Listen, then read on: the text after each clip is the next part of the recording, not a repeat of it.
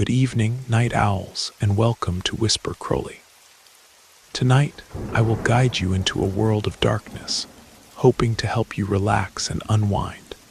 Perhaps some of you will even drift into a haunting yet soothing sleep. Before we begin, let me know where you're listening from and what time it is for you. And now, we begin.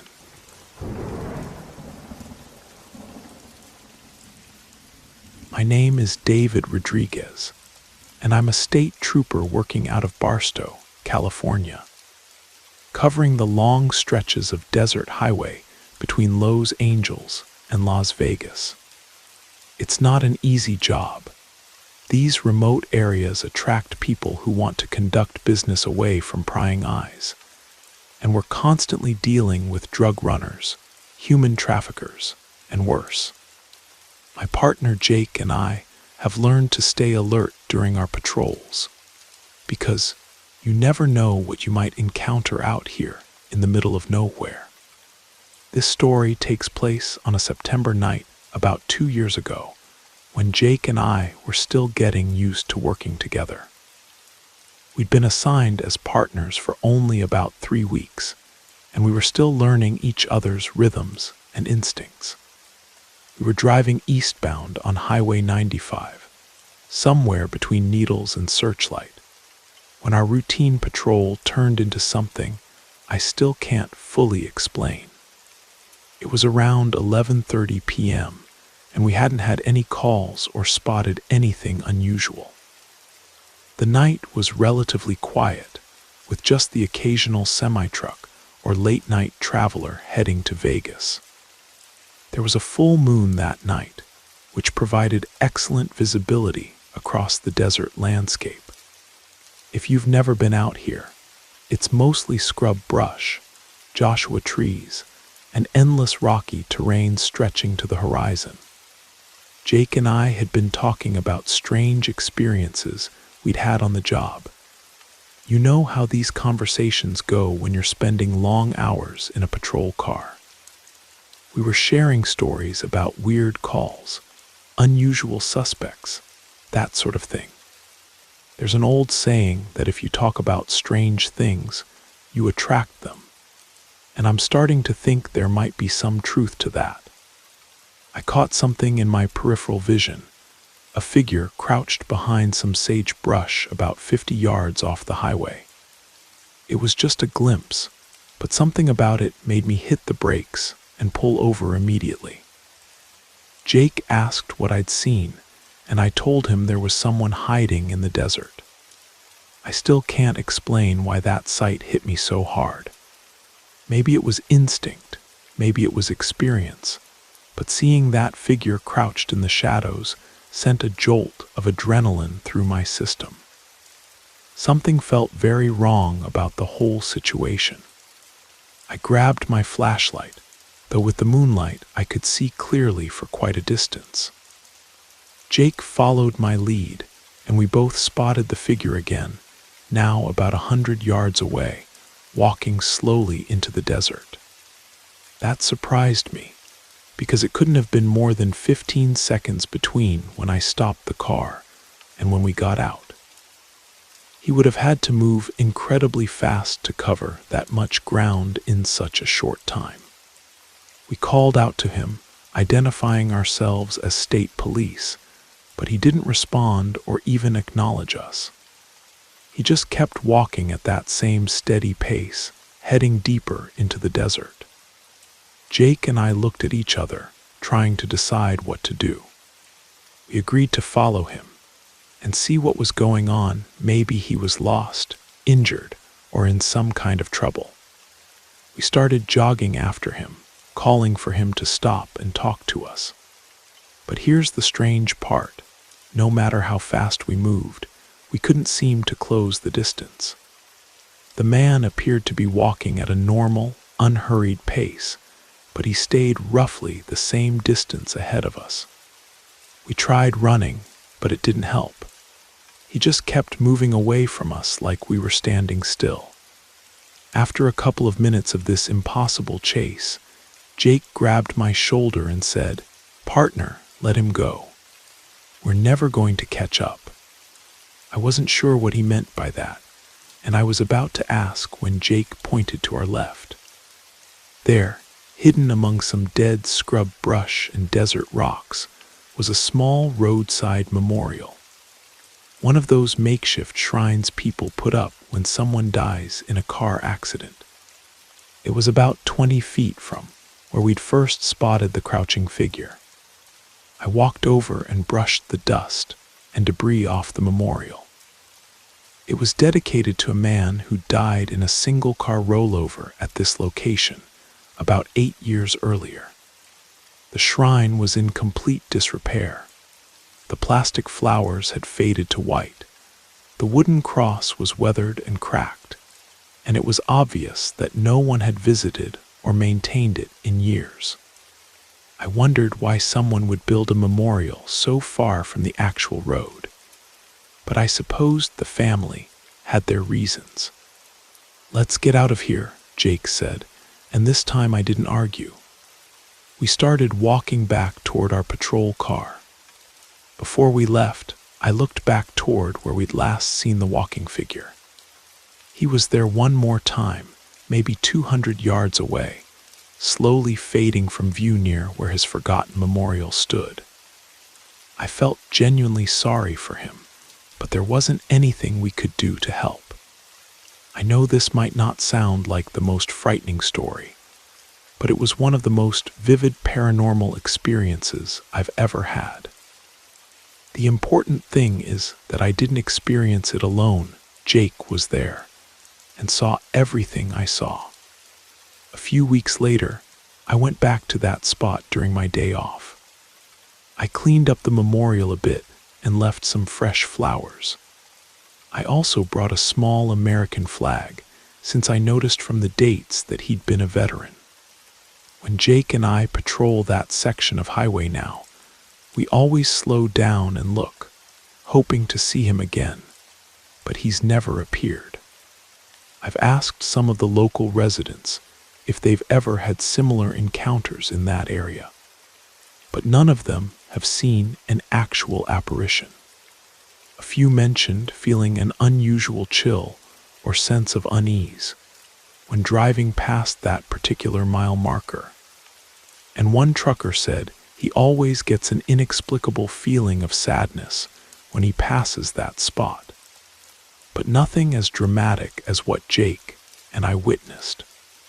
I think somehow that night, our conversation about strange experiences and our receptiveness to the unusual made us visible to him.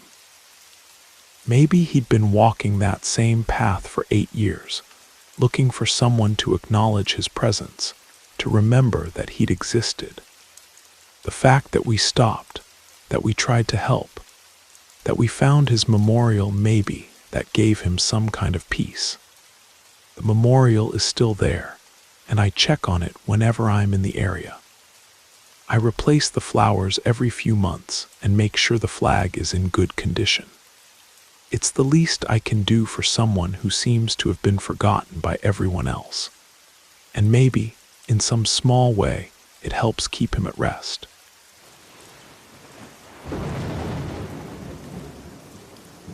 I hope you enjoyed the first story.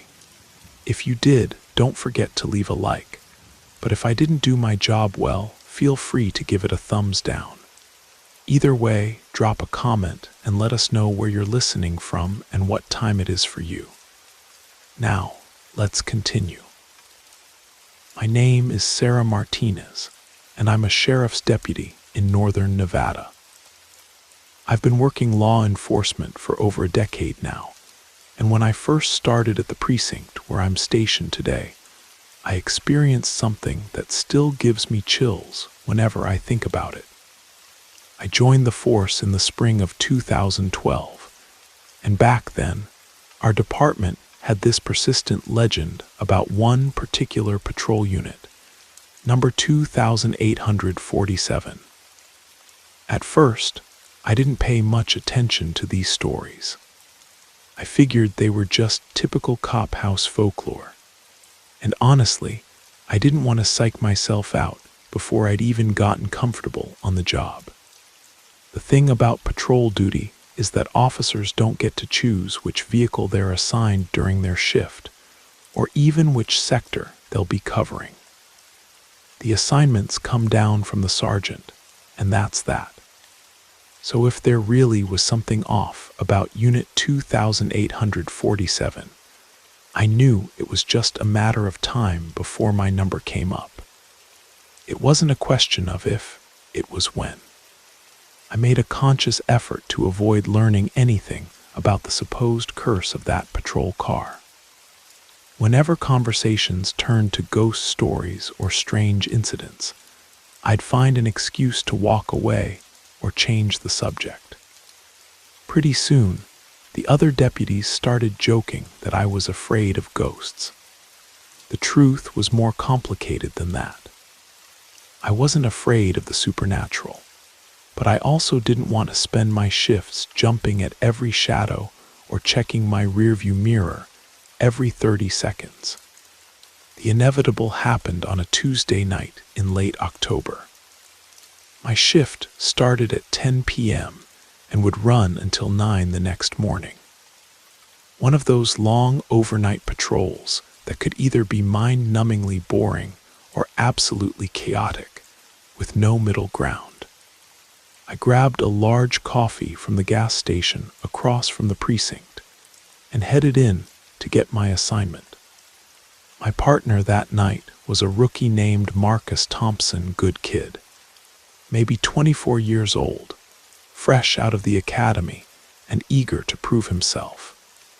We reported to Sergeant Williams, who looked at her clipboard, pointed to a section of highway on the east side of our jurisdiction, and then reached for the keyboard. I tried not to listen when she called out the unit number, tried not to let it register. But when Sergeant Williams grabbed a set of keys and said, Unit 2847, I felt my stomach drop and my hands go cold. Marcus must have heard the stories too, because he immediately groaned and said, Not that one, Sarge. You prefer walking your beat, Thompson. Sergeant Williams shot back with authority. That car runs just fine. The only thing wrong with it is a bunch of superstitious nonsense from officers who should know better. She was trying to sound dismissive, but I could tell even she'd heard the stories. Maybe she thought they were ridiculous, and maybe they were. I convinced myself that it was probably just bad luck, that this particular vehicle had simply seen more action than most over the years. Nothing supernatural about it. Just a patrol car that had been in the wrong place at the wrong time a few too many occasions. I walked out to the motor pool feeling relatively calm. But Marcus caught up with me in the parking lot and immediately started complaining. Do you have any idea what it's like being stuck with him all night? He said. And something about the way he said him, instead of it, made my skin crawl. I didn't want to hear it. I told Marcus in no uncertain terms that if he was going to spend the entire shift being paranoid and jumpy, he could request a transfer to day shift.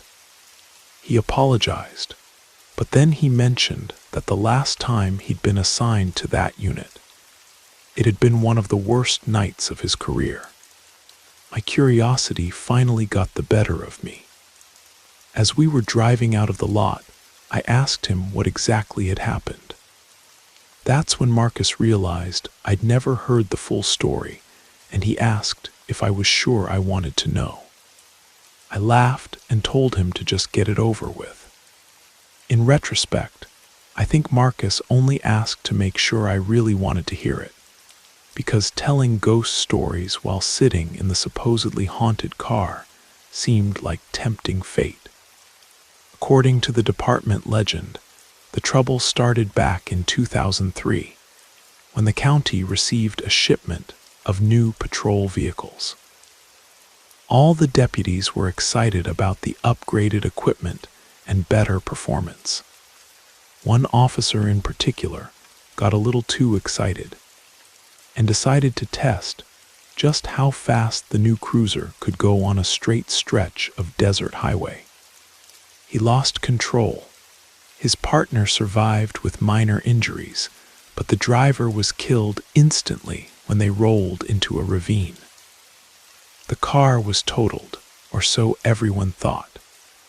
But apparently, the county's insurance settlement was generous enough that they decided to have it completely rebuilt and put it back into service about 6 months later.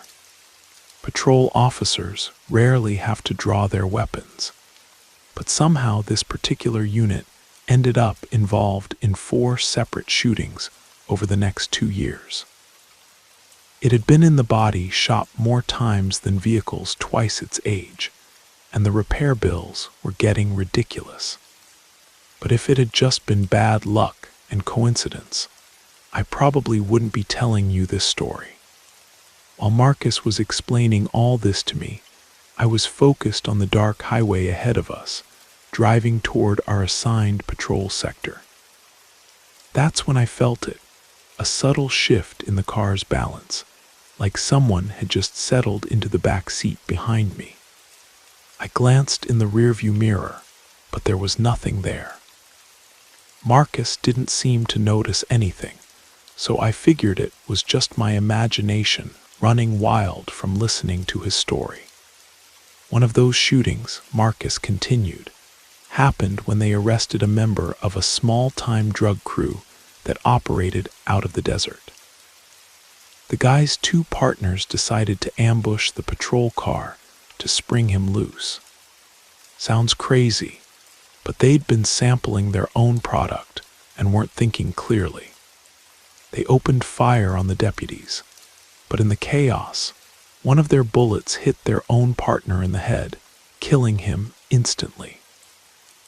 Both shooters died at the scene when they refused to surrender and kept firing at the officers. I felt a wave of nausea as Marcus said, "Ever since then, people say that dealer's ghost has been trapped in this car. That's why nobody wants to work out of it. Sometimes you can feel him back there, breathing. Some guys have even heard him banging his head against the prisoner partition. One deputy swore he saw him pale, completely bald, with the bullet wound still visible on the side of his head, just staring with these yellow, angry eyes." I swallowed hard and tried to keep my voice steady when I told Marcus I didn't believe in that kind of thing. But the truth was, I'd felt that presence in the back seat before he'd even mentioned the ghost. That couldn't be suggestion or imagination. I'd sensed something before I knew there was supposed to be something to sense. We worked the entire night, and I spent every minute trying to pretend I couldn't hear or feel anything unusual in the back of the patrol car. But it was impossible to ignore. There were subtle movements, soft sounds that wouldn't have been noticeable under normal circumstances, but in that context felt like explosions going off behind us.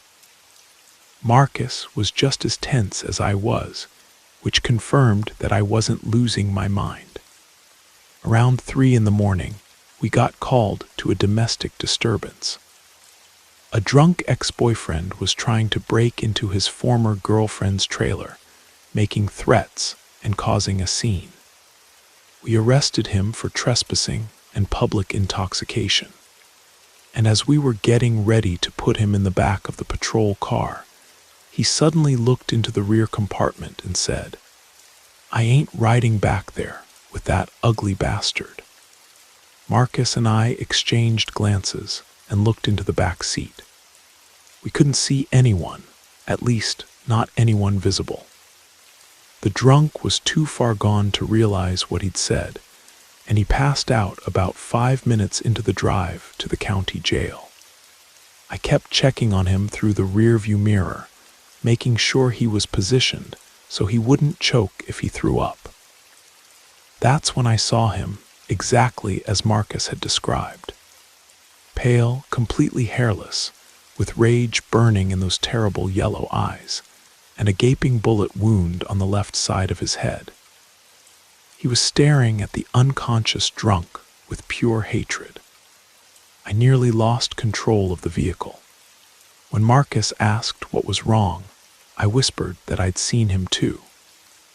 We got our prisoner to jail without any further incidents, but that experience made me understand why Unit 2847 had such a terrible reputation. The car was finally retired from service 3 years ago, and I couldn't be more grateful. Every time I was assigned to that unit after that first night, I could feel him back there breathing heavily, radiating anger at the law enforcement officers he blamed for his death. I don't know what happens to old patrol cars when they're decommissioned. Some get sold at government auctions, others get stripped for parts.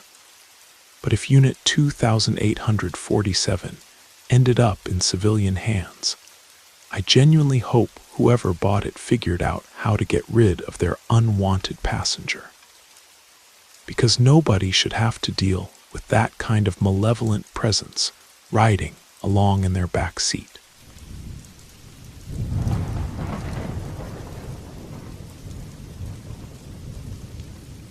My name is Rosa, and I live in East Los Angeles, in one of those neighborhoods where you can still hear roosters crowing at dawn and catch the smell of burning wood from backyard fires.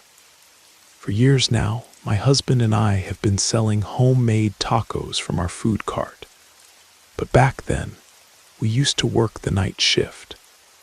Every night from 10 p.m. until 1 in the morning, we'd push our cart through the streets, bringing hot food to the night workers, gas station attendants, convenience store clerks, hospital staff, security guards. We knew every street, every customer, every shortcut. We had it all timed down to the minute, including the rhythm we used to push our 3-wheeled cart through the empty streets. When we finished our sales, we always took the same shortcut home, a dark path that ran alongside a concrete drainage canal.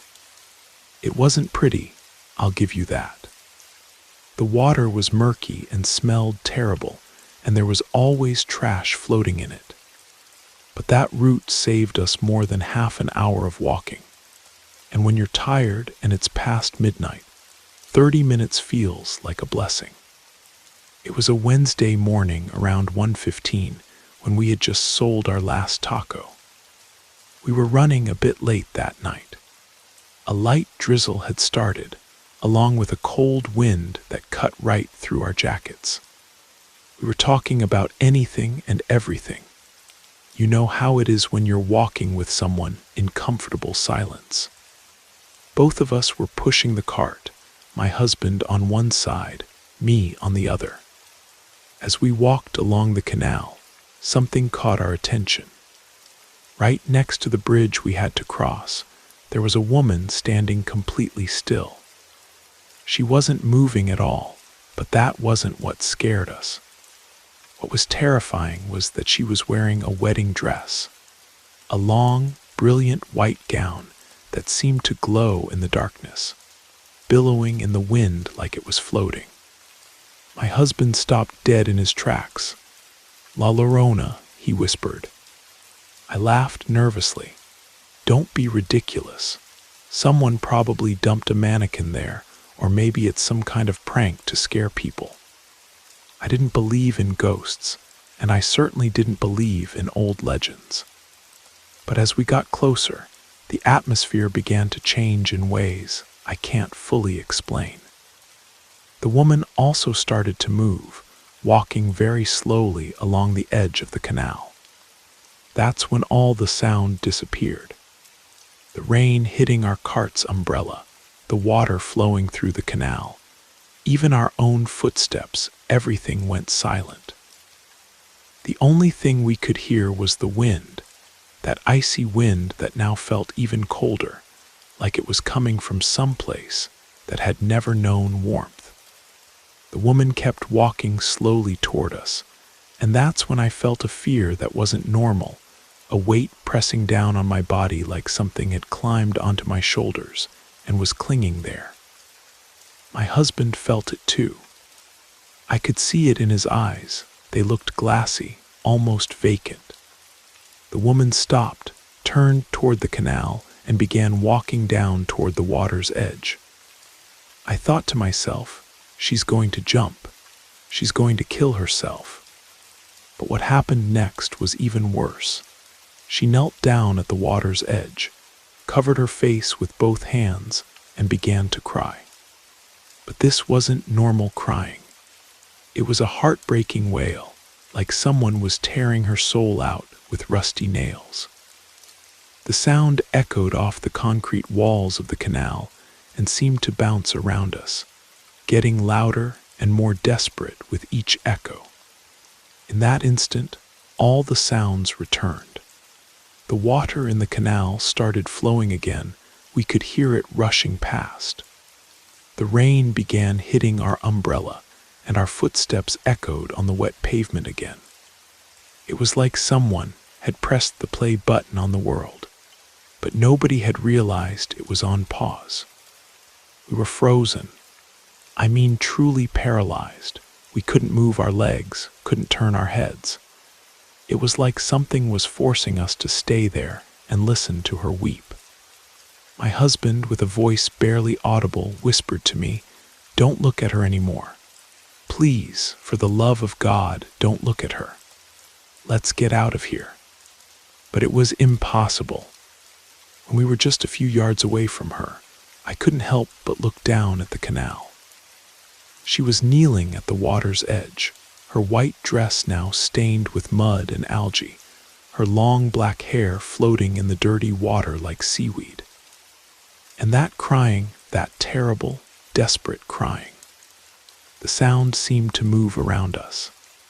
First it was close, then far away, then right next to my ear, as if she was walking alongside me, whispering her sorrow directly into my soul. My husband grabbed my arm hard enough to bruise it. "Let's go, don't look back."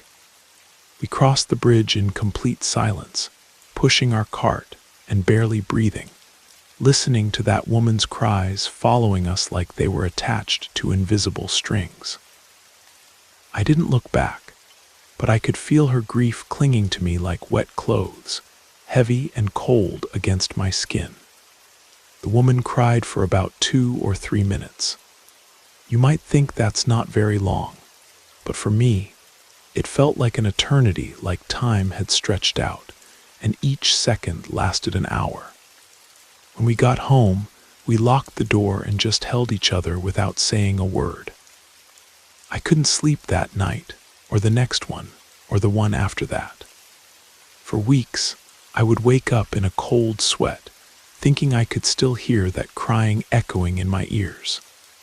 From that day forward, even though this happened years ago, we decided to work during the day instead. We set up our cart from 11 in the morning until 2 in the afternoon, serving all the businesses in our area. We make less money, but we sleep better. Because it's one thing to hear legends and not believe them. It's something completely different to see them crying by a canal at 1 in the morning, calling out for children they'll never find.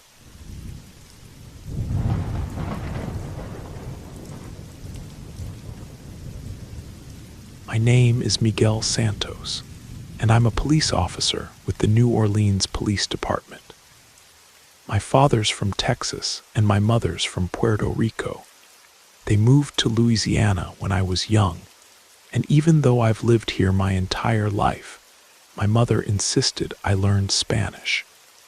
I've been working law enforcement for about 12 years now, and while I love this city, I have to admit it has a dark side like any major urban area.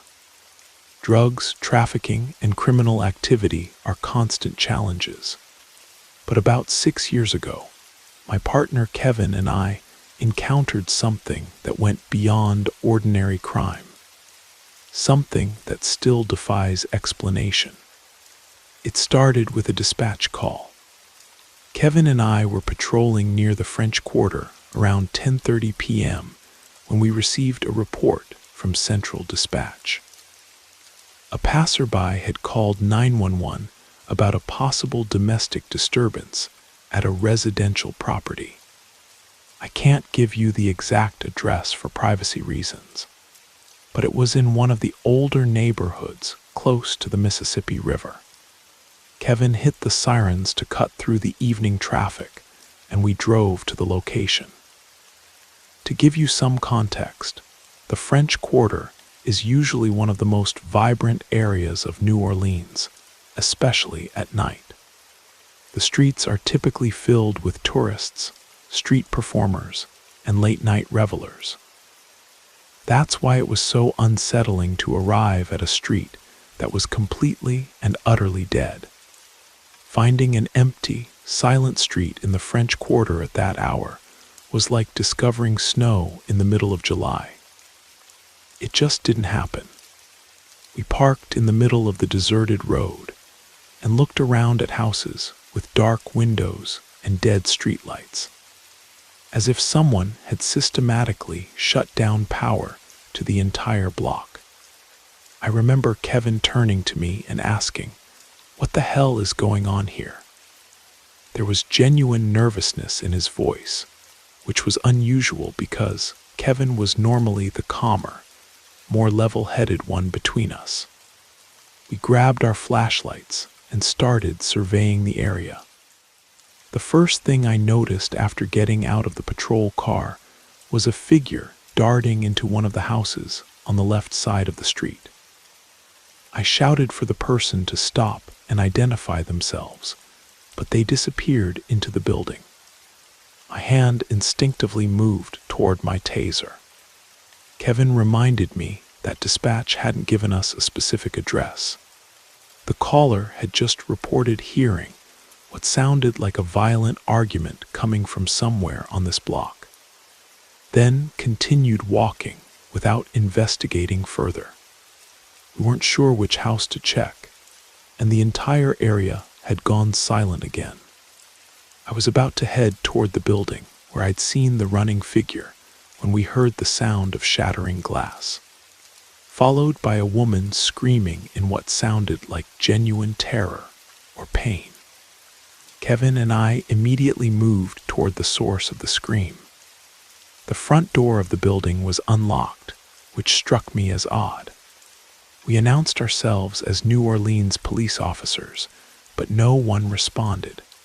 We tried the light switches, but the electricity was out throughout the building.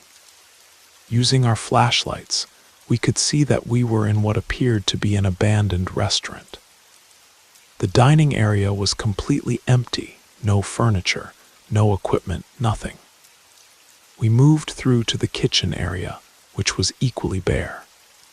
However, we found a narrow spiral staircase leading to the second floor. We climbed carefully and found ourselves in a dark hallway lined with several doors. The hallway wasn't silent. We could hear faint whispering coming from the rooms. Kevin, who was usually braver than me in these situations, actually jumped slightly when we first heard those voices. The first door on the left opened into what looked like a bedroom, complete with furniture and a television. Nothing seemed particularly unusual about the room itself, except for the decoration, which I can only describe as disturbing. There were figures made from animal bones, decorated with colorful feathers and shiny stones scattered throughout the room. The occupant had even created a large symbol on the wall, a circle intersected by crosses, constructed entirely from what looked like cattle or pig femurs. We could still hear the whispering. Kevin entered the bedroom to investigate, while I remained in the doorway, keeping watch. I was staring at that bone symbol on the wall when I caught movement in my peripheral vision. I heard a voice, and when I turned my flashlight toward the end of the hallway, I could swear I saw someone standing in front of the far door. I alerted Kevin, and together we moved toward the back of the hallway. I don't know how anyone could have passed without me seeing them, but the adrenaline was making it hard to think clearly. We were both on high alert when the bedroom door we just left suddenly slammed shut with tremendous force. The room was completely empty when we checked it, and aside from a ventilation duct, there was no way for air current to close that door from inside. We felt surrounded, trapped. Kevin quickly opened the last door on the left to make sure no one was behind us. It was just another room filled with cardboard boxes. I turned the handle of the door at the end of the hall and threw it open, sweeping the room with my flashlight while identifying myself as a New Orleans police officer. We entered what appeared to be a dining room with 2 long tables covered by stained tablecloths. For just an instant, maybe a split second, I saw a large African-American man with his back to us, standing in front of one of the windows that faced the street. It was only for a moment, because immediately afterward, we heard a horrifying scream that seemed to come from behind us. I spun around and saw a woman running down the stairs. Kevin chased after her, but when I turned back to look for the man, he had vanished. I searched everywhere under the tables, in the bathroom, every corner of that room, but found nothing. The only evidence that anything had happened was a broken vase hidden under one of the tables. Looking out the window, I saw a pale figure watching me from across the street, with one hand pressed against the glass. The moment our eyes met, the figure retreated into the darkness. I was completely confused. I slowly made my way back through the building, checking every room. The second bedroom was being used for storage, but I didn't investigate the contents of the boxes. I went downstairs and found Kevin already on the radio with dispatch, explaining the situation to Central Command. 2 other patrol units arrived shortly afterward. While we waited, Kevin and I compared notes about what we'd seen. We both confirmed seeing the woman and the man upstairs. If we hadn't both witnessed the same things, we would have thought we were losing our minds. These people had simply disappeared, vanished without a trace. The officers who arrived to assist helped us search the surrounding area, though by that point there wasn't much to find. I kept staring at the upper window of the building across the street, and I approached the front door several times, hoping someone would answer, but no one ever responded. About 30 minutes later, the power was restored to the area. Apparently, there had been an electrical failure affecting several blocks. We left without any real answers about what had happened, but the strange events weren't over yet. Confused and shaken, Kevin and I decided to grab some food. We stopped at a food truck that served pabes, those classic New Orleans sandwiches. We'd been eating for maybe 5 minutes, trying to make sense of everything that had happened, when the young man working the truck approached us hesitantly. "Excuse me, officers," he said. "Is it okay that you're standing here while he's sitting in your patrol car?" We turned around because we hadn't arrested anyone that night, and when we looked at our vehicle, there he was, the same man from the house in the French Quarter, sitting in the back seat of our patrol car. We ran to the car, but by the time we reached it, he had disappeared. We went back to the food truck, and the worker was just as confused as we were. He said the man had simply vanished, as if he'd somehow slipped down below the seat level.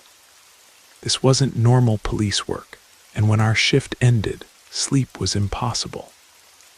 I kept seeing him in my dreams lurking in crowds, hiding behind walls, watching me with those cold, yellow eyes that looked like a corpse's stare. Kevin wasn't sleeping well either. He felt a presence in his apartment, moving objects around, walking through his living room while he tried to rest. After a week of insomnia and growing anxiety, I talked to my mother about what had happened. She's deeply Catholic, but also believes in spirits and supernatural phenomena. When I asked for her help, she arranged for us to see someone she knew through a friend, also located in the French Quarter, but in a less touristy area. New Orleans is beautiful, but it also has many marginalized communities where people practice religions that might be misunderstood or feared by outsiders. Our being police officers created some initial suspicion, but my mother's contact managed to convince someone to help us. We were led to a small building hidden in the courtyard behind a colonial-style house, where an elderly woman waited for us. She was dressed in beautiful, colorful clothing and was smoking tobacco, inhaling the smoke as if it were a regular cigarette. She didn't need us to explain anything. As soon as we sat down, she said, "That's an ugly thing that attached itself to you boys. It's going to take a lot of work to get it off.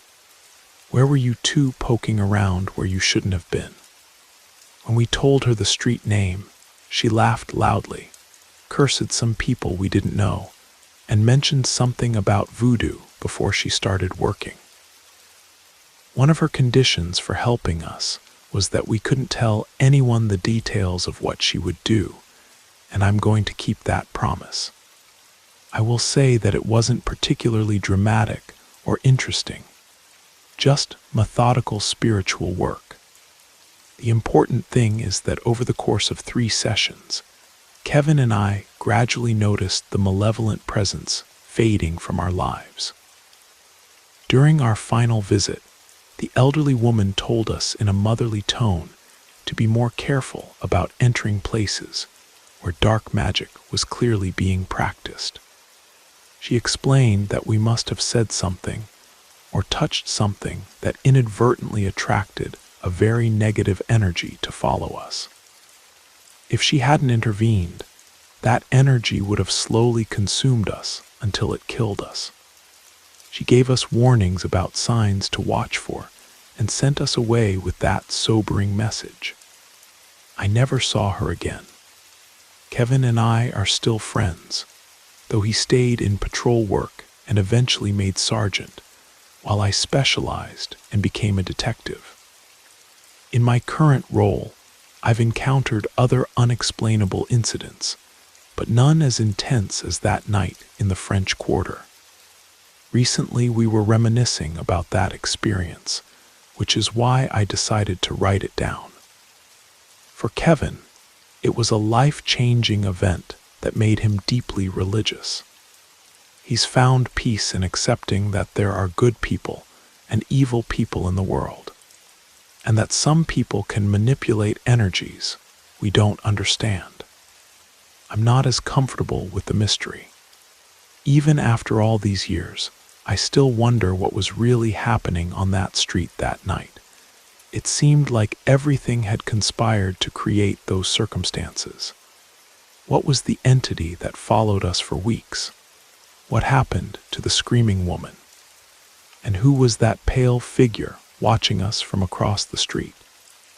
I'll never know the answers to those questions, but the experience taught me that there are aspects of this world that can't be explained by conventional police work or rational thinking. Sometimes you encounter something that forces you to acknowledge that reality is far stranger and more dangerous than most people realize.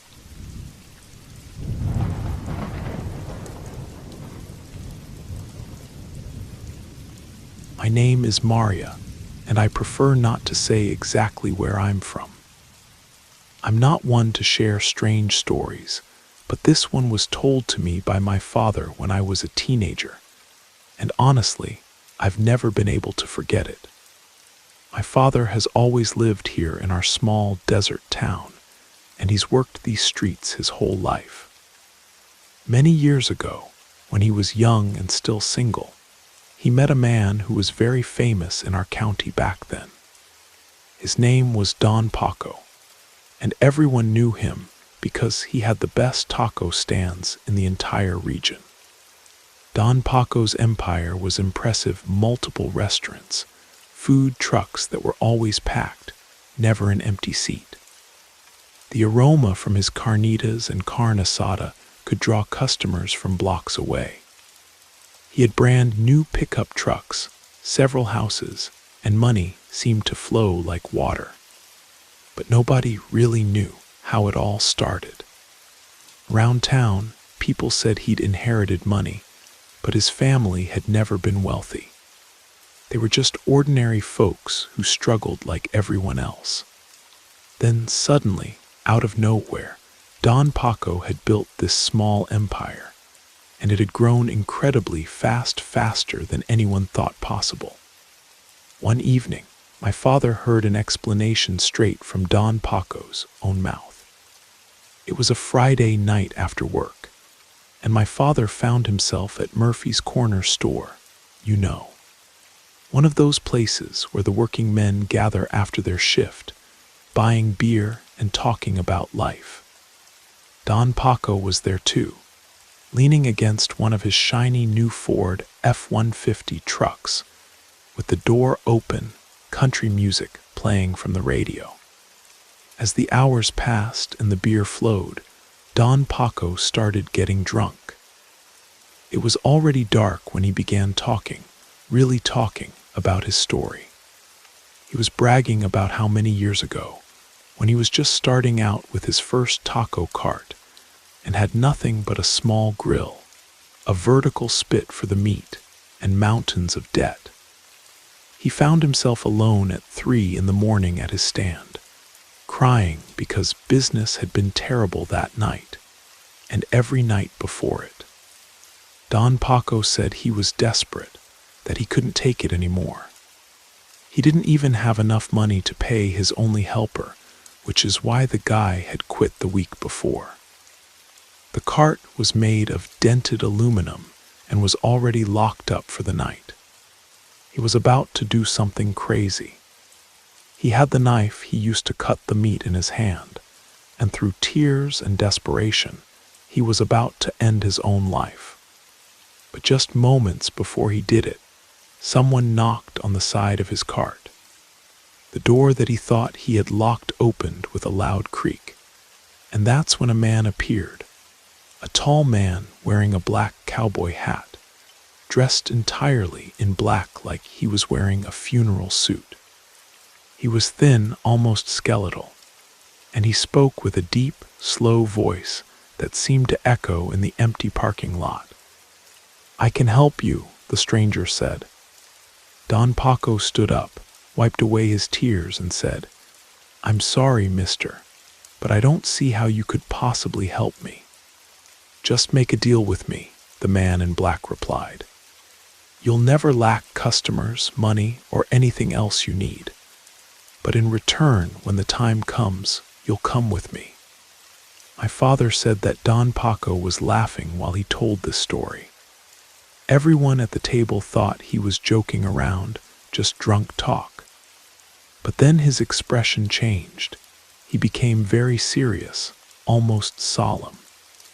"I know the exact day and hour when I'm going to leave this world," Don Paco said, his voice dropping to almost a whisper. "And when that moment arrives, he'll come for me." That's when my father realized that Don Paco had actually accepted that deal with the devil. Many of the men listening to him started laughing and told him he was too drunk, that he didn't know what he was saying. But Don Paco just smiled that cold smile and kept drinking. From that night on, according to Don Paco, his business started growing like wildfire. Customers appeared out of nowhere. People who had never heard of his little cart before would drive 20, 30 miles just to try his tacos. He always had meat, even when he hadn't bought any. The spit would keep turning all night long, and lines of people would form, saying his tacos tasted like heaven itself, even if they'd never tried them before.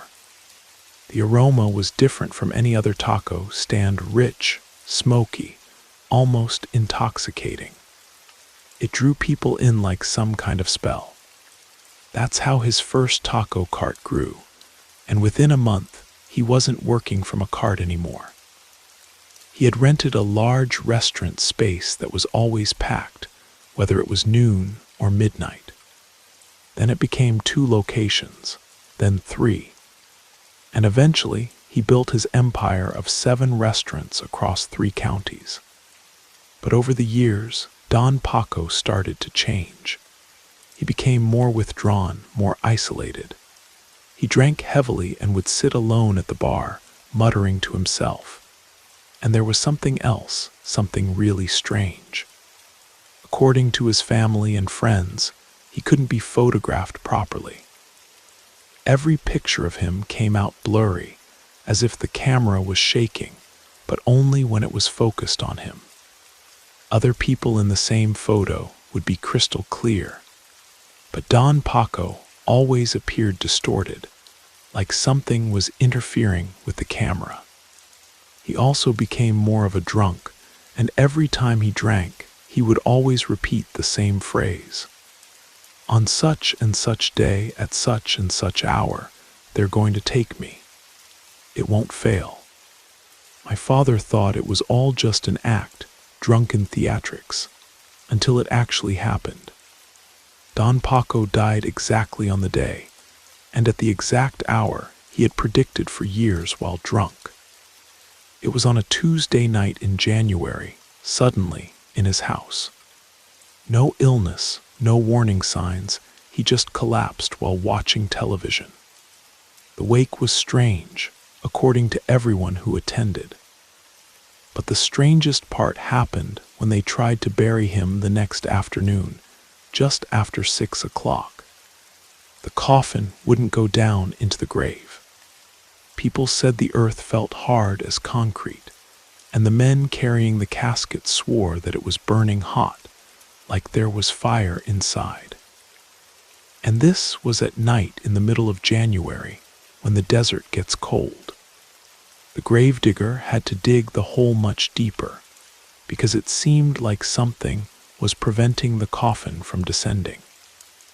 They worked for hours with pickaxes and shovels, but the ground resisted like it was fighting back. But the most chilling part was what a neighbor reported. An old man, one of those people who don't make up stories or seek attention. He said that the same night, while walking past the cemetery around midnight, he saw a figure entering the grounds. It was a tall man in a black cowboy hat, dressed entirely in black, thin as a rail. The neighbor watched as this figure walked directly to Don Paco's freshly covered grave and just stood there, like he was waiting for someone to come out. Today, more than 20 years have passed, and 2 of Don Paco's restaurants are still open, always packed just like before. But the employees change constantly, and nobody knows who really owns them now, maybe some distant relative, I suppose. And the taste, people say, is still exactly the same. Perfect. I don't know if any of this was real or just a lie.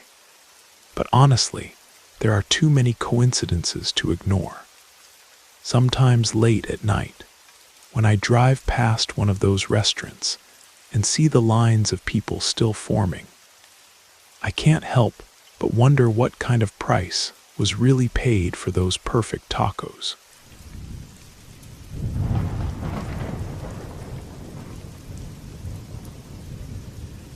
I was working as a special effects coordinator in Los Angeles when I became involved in creating what would become one of the most notorious hoaxes in UFO history. It was 1995, and what started as a creative challenge for a struggling filmmaker evolved into a deception that fooled millions of people worldwide. My name is David Chen, and I need to tell this story because the lies have gone on long enough. It began when I was contacted by Tony Romano, a British filmmaker who'd moved to Hollywood with dreams of breaking into the movie business. Tony had spent several years trying to get his scripts produced, but nothing had worked out. He was running out of money and getting desperate for any kind of paying work.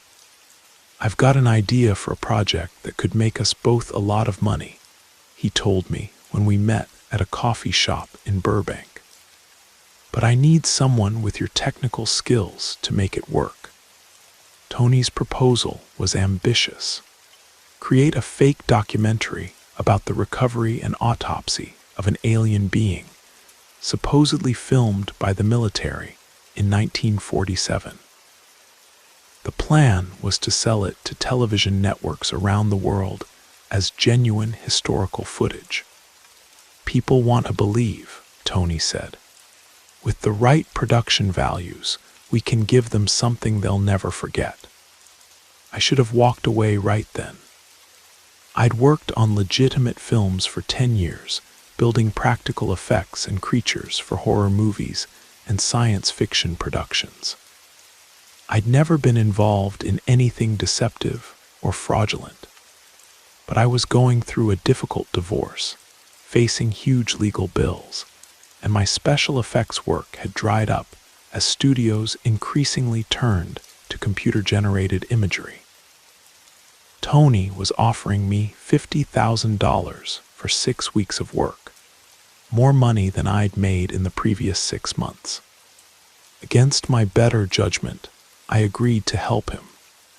We rented a warehouse in Van Nuys, far from the main studio lots where someone might recognize what we were doing. Tony had done extensive research on the supposed Roswell incident, studying everything from military protocols of the 1940s to the anatomy of alien beings described in UFO literature. "It has to be absolutely perfect," he told me. "One anachronistic detail, one medical procedure that doesn't look right, and the whole thing falls apart." The first challenge was creating the alien body. Tony wanted something that looked genuinely otherworldly, but still believable as a biological entity. I spent weeks sculpting the creature, basing its proportions on the classic gray alien description, but adding details that would make it appear more realistic on film. The being I created was about 4 feet tall, with pale, grayish skin that had a slightly translucent quality. The head was disproportionately large, with enormous black eyes that seemed to stare directly into your soul. The limbs were thin and elongated, ending in hands with 4 slender fingers instead of 5. But the real challenge was the internal anatomy. The autopsy would require removing organs, cutting through skin, and revealing the creature's internal structure. Everything had to look authentic under close scrutiny from medical professionals who would inevitably analyze the footage. I used a combination of materials to create the internal organs: chicken livers and hearts for the smaller organs, sheep brains for the cranial cavity, and various gelatin compounds mixed with food coloring to simulate alien tissue. The blood was a mixture of corn syrup, food coloring, and glycerin that flowed realistically, but didn't coagulate like real blood. The skin was particularly challenging. I used a latex compound that felt organic to the touch, but could be cut and peeled back convincingly. Underneath, I built a framework of chicken bones and synthetic materials that would look appropriately alien when revealed during the autopsy procedure. Tony hired 2 actors to play the military doctors performing the examination. Both were experienced in medical dramas and understood how to handle surgical instruments convincingly. We spent hours rehearsing the procedure, ensuring that every cut, every movement, every reaction looked authentic. The filming took place over 3 days in late June of 1995. We used 16mm black and white film to simulate the look of 1940s military documentation. And Tony had acquired authentic-looking medical equipment from a prop house that specialized in period pieces. The setting was designed to look like a military medical facility from the post-war era. We created signs and paperwork with appropriate military terminology, though we made sure to include deliberate anachronisms that would later fuel debate about the footage's authenticity. The actual filming was both fascinating and disturbing. Watching the actors methodically dissect the creature I'd created, removing organs and examining alien anatomy, felt uncomfortably real even though I knew it was all fake. The most memorable moment came when we filmed the removal of the brain. The actors carefully opened the cranial cavity, revealing the large, convoluted organ I'd constructed from sheep brains and synthetic materials. Even knowing it was artificial, the sight was genuinely unsettling. We filmed multiple angles and several complete autopsies to ensure we had enough footage for the final edit. Tony wanted the option to release additional material later if the initial footage was successful. After filming wrapped, I returned to my regular work, assuming that would be the end of my involvement. Tony paid me as promised and took the footage to begin post-production work. But I didn't hear from him again until August, when he called to tell me that the footage had been sold to a major television network. "They're calling it the discovery of the century," Tony said, his voice filled with excitement and something that might have been panic. "Fox is planning a primetime special, and networks around the world are bidding for broadcast rights." That's when I realized what we'd unleashed. The footage aired on August 15th, 1995, in a Fox television special called Alien Autopsy: Fact or Fiction. It was watched by millions of viewers and immediately became a global sensation. News programs, talk shows, and documentary series analyzed every frame, debating whether the footage represented genuine evidence of extraterrestrial life. Experts were divided. Some medical professionals pointed out inconsistencies in the autopsy procedures and questioned the authenticity of the internal organs. Others argued that the footage was too detailed and realistic to be a hoax. UFO researchers and conspiracy theorists embraced the footage as vindication of their beliefs about government cover-ups and alien visitation. Skeptics dismissed it as an obvious fake, but even they had to admit the production values were impressive. The debate raged for months. Tony appeared on numerous television programs, always maintaining that the footage was genuine military documentation from 1947. He claimed to have purchased it from a former military cameraman who'd kept it hidden for decades. Meanwhile, I watched the controversy unfold with growing unease. The footage was being presented as historical evidence, used to support theories about alien visitation and government conspiracy. People were making life-changing decisions based on something I'd created in a warehouse in Van Nuys. The financial success was undeniable. Tony sold broadcast rights to networks in more than 30 countries, earning millions of dollars. Merchandise featuring images from the autopsy became popular with UFO enthusiasts. Books, documentaries, and websites analyzed every detail of the footage. But the personal cost was enormous. I found myself lying to friends and colleagues about my involvement, maintaining the fiction that the footage was authentic, even when directly asked about it. The secrecy and deception were eating away at my conscience. The turning point came in 1998, when I was contacted by Dr. Patricia Jennings, a forensic pathologist who'd been analyzing the footage for a medical journal. She'd identified specific inconsistencies in the autopsy procedures that proved the footage was fake. "The incision patterns are wrong," she explained during our phone conversation.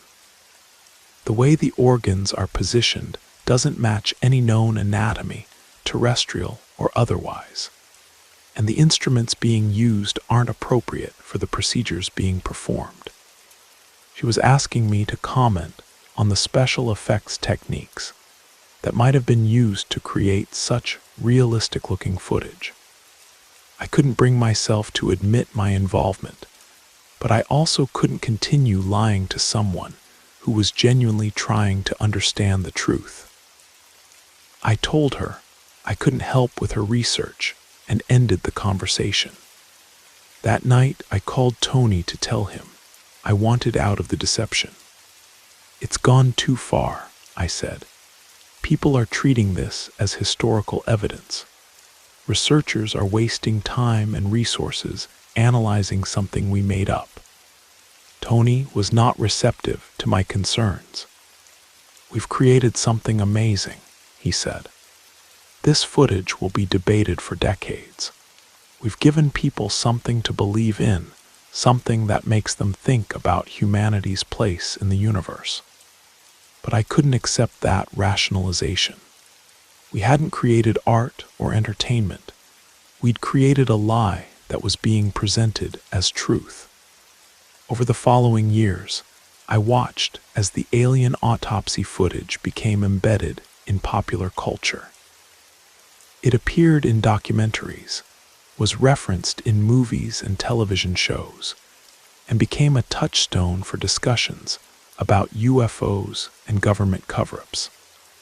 Occasionally, experts would publish papers debunking specific aspects of the footage. But these analyses were often ignored or dismissed by believers who preferred the more exciting explanation. The breaking point came in 2006, when Tony was forced to admit publicly that the footage was fake. He'd been exposed by investigative journalists who traced the production back to our warehouse in Van Nuys. But even then, Tony couldn't completely abandon the deception. He claimed that while the footage we'd created was indeed fake, it was based on real autopsy footage he'd seen, but which had been too damaged to use. According to his new story, we'd recreated the genuine autopsy scene by scene. It was a lie built on top of a lie, designed to preserve some shred of credibility for the original hoax. When reporters contacted me for comment, I finally told the truth. I admitted my role in creating the alien body, designing the internal organs, and filming the autopsy procedures. I explained in detail how we'd achieved the realistic effects and why we'd made specific creative choices. The response was mixed.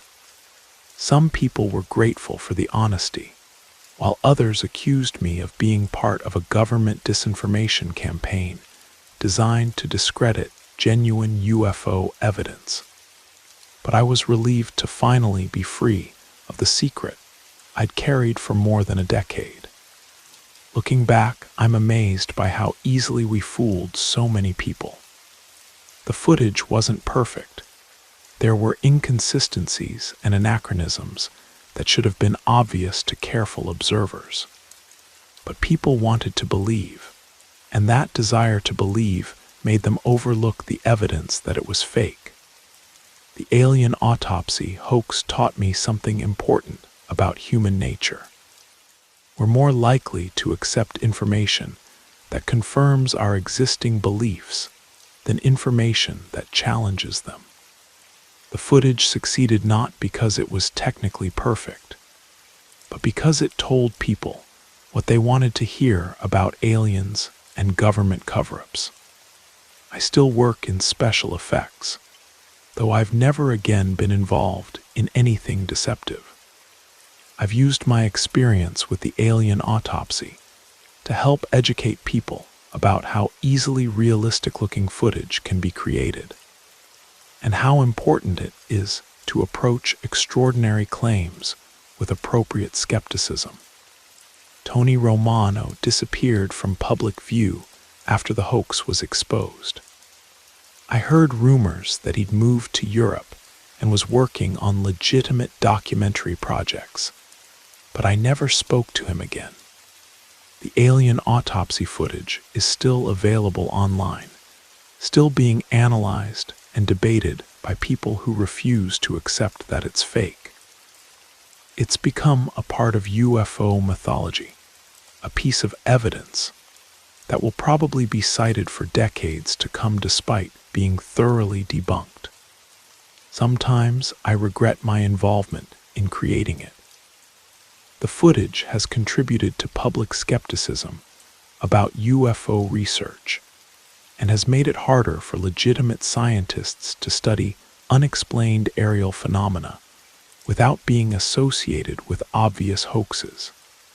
But I also recognize that the alien autopsy was a product of its time, an era when people were hungry for proof of extraterrestrial life, and when the technology existed to create convincing fake footage, but wasn't widely understood by the general public. Today, with digital effects and deepfake technology, it's easier than ever to create realistic-looking fake footage. The alien autopsy was just the beginning of an era where seeing is no longer believing. The most important lesson from the alien autopsy hoax isn't about aliens or government cover-ups. It's about the importance of critical thinking and the dangers of believing what we want to be true rather than what the evidence actually supports. In the end, the real alien autopsy was performed on our own gullibility, dissecting our willingness to believe extraordinary claims without extraordinary evidence. And what we found inside wasn't otherworldly at all. It was disturbingly, disappointingly human.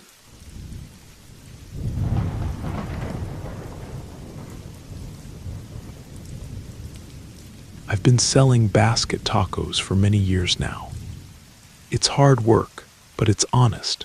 And if life has taught me anything, it's that when you're a mother, you get up at whatever hour necessary to support your family. What I'm about to tell you happened around 2003. We were living in a quiet neighborhood in Phoenix, one of those places where everyone knows each other, and kids still ride their bikes in the street without fear. Very close to my house, they had started building a large apartment complex. It was going to be one of those modern buildings with dozens of units for rent. Every morning, I could see construction workers arriving as early as 5 a.m., so I got the idea to bring them breakfast. I would go there daily with my basket full of tacos and a thermos of hot coffee. Business was good. I was selling everything I brought and already had regular customers who would wait for me every morning. Everything was going perfectly until one day, without realizing it, daylight saving time played a cruel trick on me. The clocks had sprung forward an hour, but somehow I missed the memo. So I woke up thinking it was 3:30 in the morning, and by 4 o'clock sharp, I was already arriving at the construction site, believing the workers would start showing up soon. But something seemed wrong from the very beginning. There were no lights, no sounds, no movement at all. Everything was in complete darkness, like the site had been abandoned. I told myself that maybe they were just running late that day, so I relaxed, sat down on a pile of concrete bags, and waited. After about 10 minutes, I finally heard something, the sound of a tool, like a hammer dropping, followed by a soft whistle. You know, one of those tunes someone hums when they're working alone, just to keep themselves entertained. That's when I saw him, a silhouette moving around inside the first floor of the building. I figured it was one of the early workers, maybe a foreman or someone who liked to get a head start on the day. I stood up and called out, "Hey there, good morning. I've got hot coffee and breakfast tacos." But he didn't answer.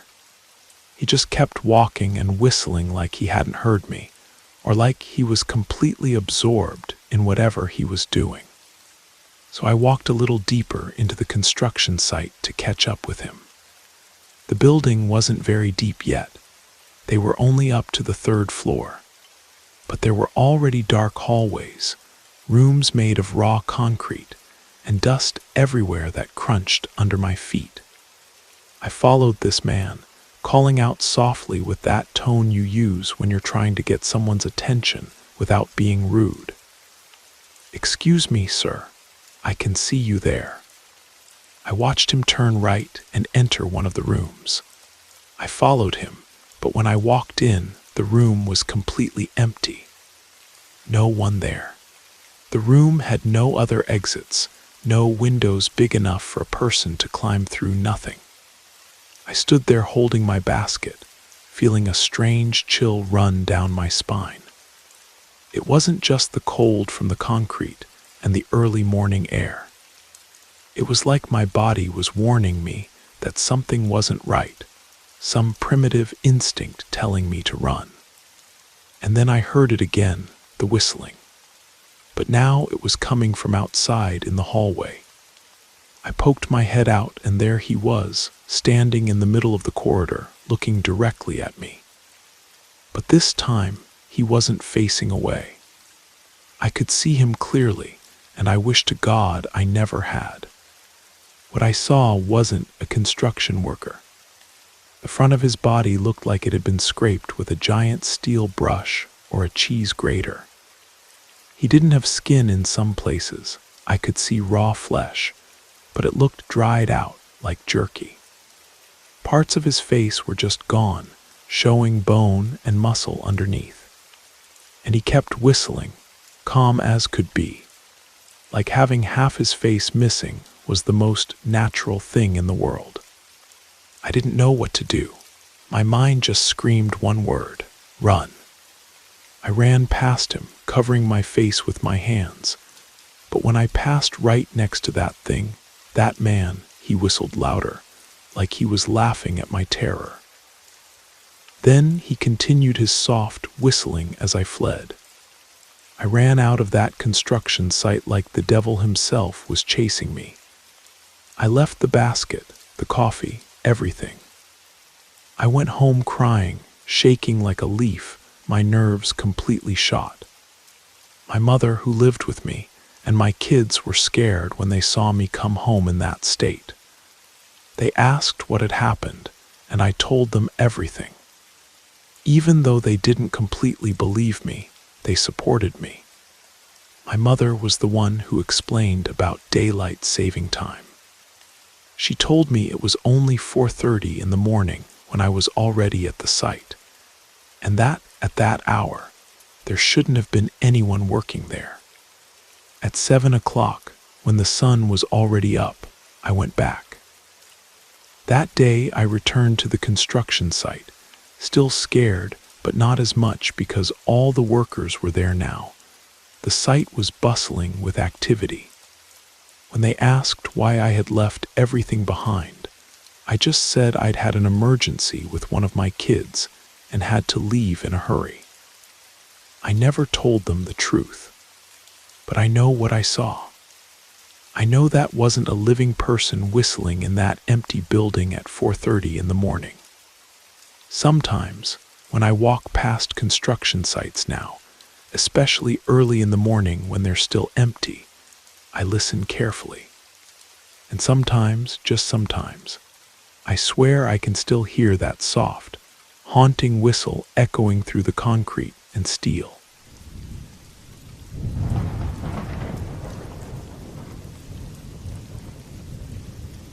I was only 25 years old when I took command of a tactical response team in Detroit. It was a demanding and dangerous job where we often found ourselves in critical situations, dealing with hostages and armed threats. I worked very closely with my partner, a sergeant named David, and from the moment we met, he quickly became my best friend. We always shared jokes and laughter, even in the most tense moments. His sense of humor was like a breath of fresh air in the midst of the chaos we constantly lived in. I remember one particular incident, a shooting that shook our city. The news immediately put our team on alert and forced us to act immediately. David was particularly driven that morning. I could tell he was a bit anxious from the moment we left. And just before we arrived at the scene, he jumped out of the vehicle, eager to get into action. When we arrived, the scene was horrific. A man lay wounded from gunshots, and David was holding his weapon in his hand. This bothered me tremendously. His action had been completely outside protocol, which is why I was forced to call him out. Once we got back to headquarters, I stayed alone with him and asked him, annoyed, why he had broken protocol the way he did. But he responded with a distracted smile, saying he was just enthusiastic, a curious comment in the middle of such carnage. But there was something in his voice that didn't fit. My concern increased when, while investigating the victim, I discovered that David and the wounded man were friends on Facebook. Intrigued, I had his account hacked and reviewed his messages. I was horrified to read the number of conversations they had had, including details about our operations that should never have been shared. At that moment, the truth hit me like a punch to the stomach. David had killed the man on purpose. Discovering this truth felt like receiving a punch to the gut. David was my best friend, and what he had done was a clear betrayal not only against our team, but also against our friendship to some extent. So it hurt me deeply to do what I had to do, but I knew it was my duty. I reported David, and he was taken to trial, where he was convicted of obstruction of justice. I had to testify against him on the stand, and that certainly fractured our friendship forever. By the time I turned 29, 4 years had passed since the incident, and I had managed to move forward and leave behind everything related to him and that incident. However, the past has a curious way of coming back to you sometimes. One night I returned home later than usual, and when I crossed the threshold of my apartment, I encountered a disastrous scene. Everything was turned upside down, furniture thrown around, broken items scattered everywhere. It looked like a hurricane had passed through there. At that moment, I felt a chill run through my body. What had happened here? Who could have done this? I wondered as I drew my weapon and began searching the place for the possible culprit. But I found no one. Whoever had done this had already left. I called the police immediately, but the lack of security cameras limited their ability to respond. Later, while I was preparing to try to sleep, I found something in the bedroom. A note on the nightstand that said, "Remember me." I recognized that handwriting, and at that moment, horror washed over me. It was from David. He had gotten out of prison a few days earlier on parole. I learned the news from a colleague, and I had been glad for him. I thought that maybe now he would try to rebuild his life and go down the right path. I thought that the time in prison would have served him to reflect on his actions and avoid repeating old mistakes. But what I had just discovered made it clear that I had been wrong. It seemed that what David wanted was to get revenge on me. The next day I prepared for a new workday, but when I got to my vehicle in the parking lot, I saw that my windshield was shattered. At that moment, I understood that David was determined to make me pay for having betrayed him, and it didn't take long before I saw him lurking around my neighborhood. I tried to follow him, but once again he slipped through my fingers. That same afternoon, I decided to call him at his old number, but it was disconnected. A few days passed and nothing more happened, so I thought he had finally given up. After all, this would only bring him trouble. But one day I received a package at the door of my apartment. When I opened it, a cold shock ran through my body. It was full of photos of me, some at work, others of me celebrating with friends, and horrifyingly, even some with my girlfriend in intimate moments. At the bottom of the envelope, I found a photo of David and me from years past. This one had the words "You're dead" scrawled in red on the back. This was too much. I hadn't wanted to say anything about what had happened because deep down I felt a little guilty, and despite everything that had occurred, I really didn't wish him ill. I just thought he was hurt, and sooner or later he would give up and move on with his life. But at this point, he was crossing a dangerous line. So I decided to do the right thing. I reported the harassment and sought help from the police. They reviewed the case and proceeded to search for David, but there was no trace of him. When they checked his address, they found all his luggage still unpacked, as if he had vanished into thin air. Despite all this, I knew he hadn't gone far. A couple of weeks passed, and I hadn't heard anything from him until one day, while I was driving on the freeway, I saw him. His old blue Honda Civic was ahead of me. I felt a tug of anxiety in my chest immediately and tried to follow him. But in the middle of that pursuit, I received an emergency call on the radio. A man was stabbing someone on a city bus. So with a deep breath, I turned on the lights and siren and headed to the scene. When I got on the bus, the suspect had already been detained, but while I was trying to process the scene, a gunshot rang out and an officer fell to the ground right next to me.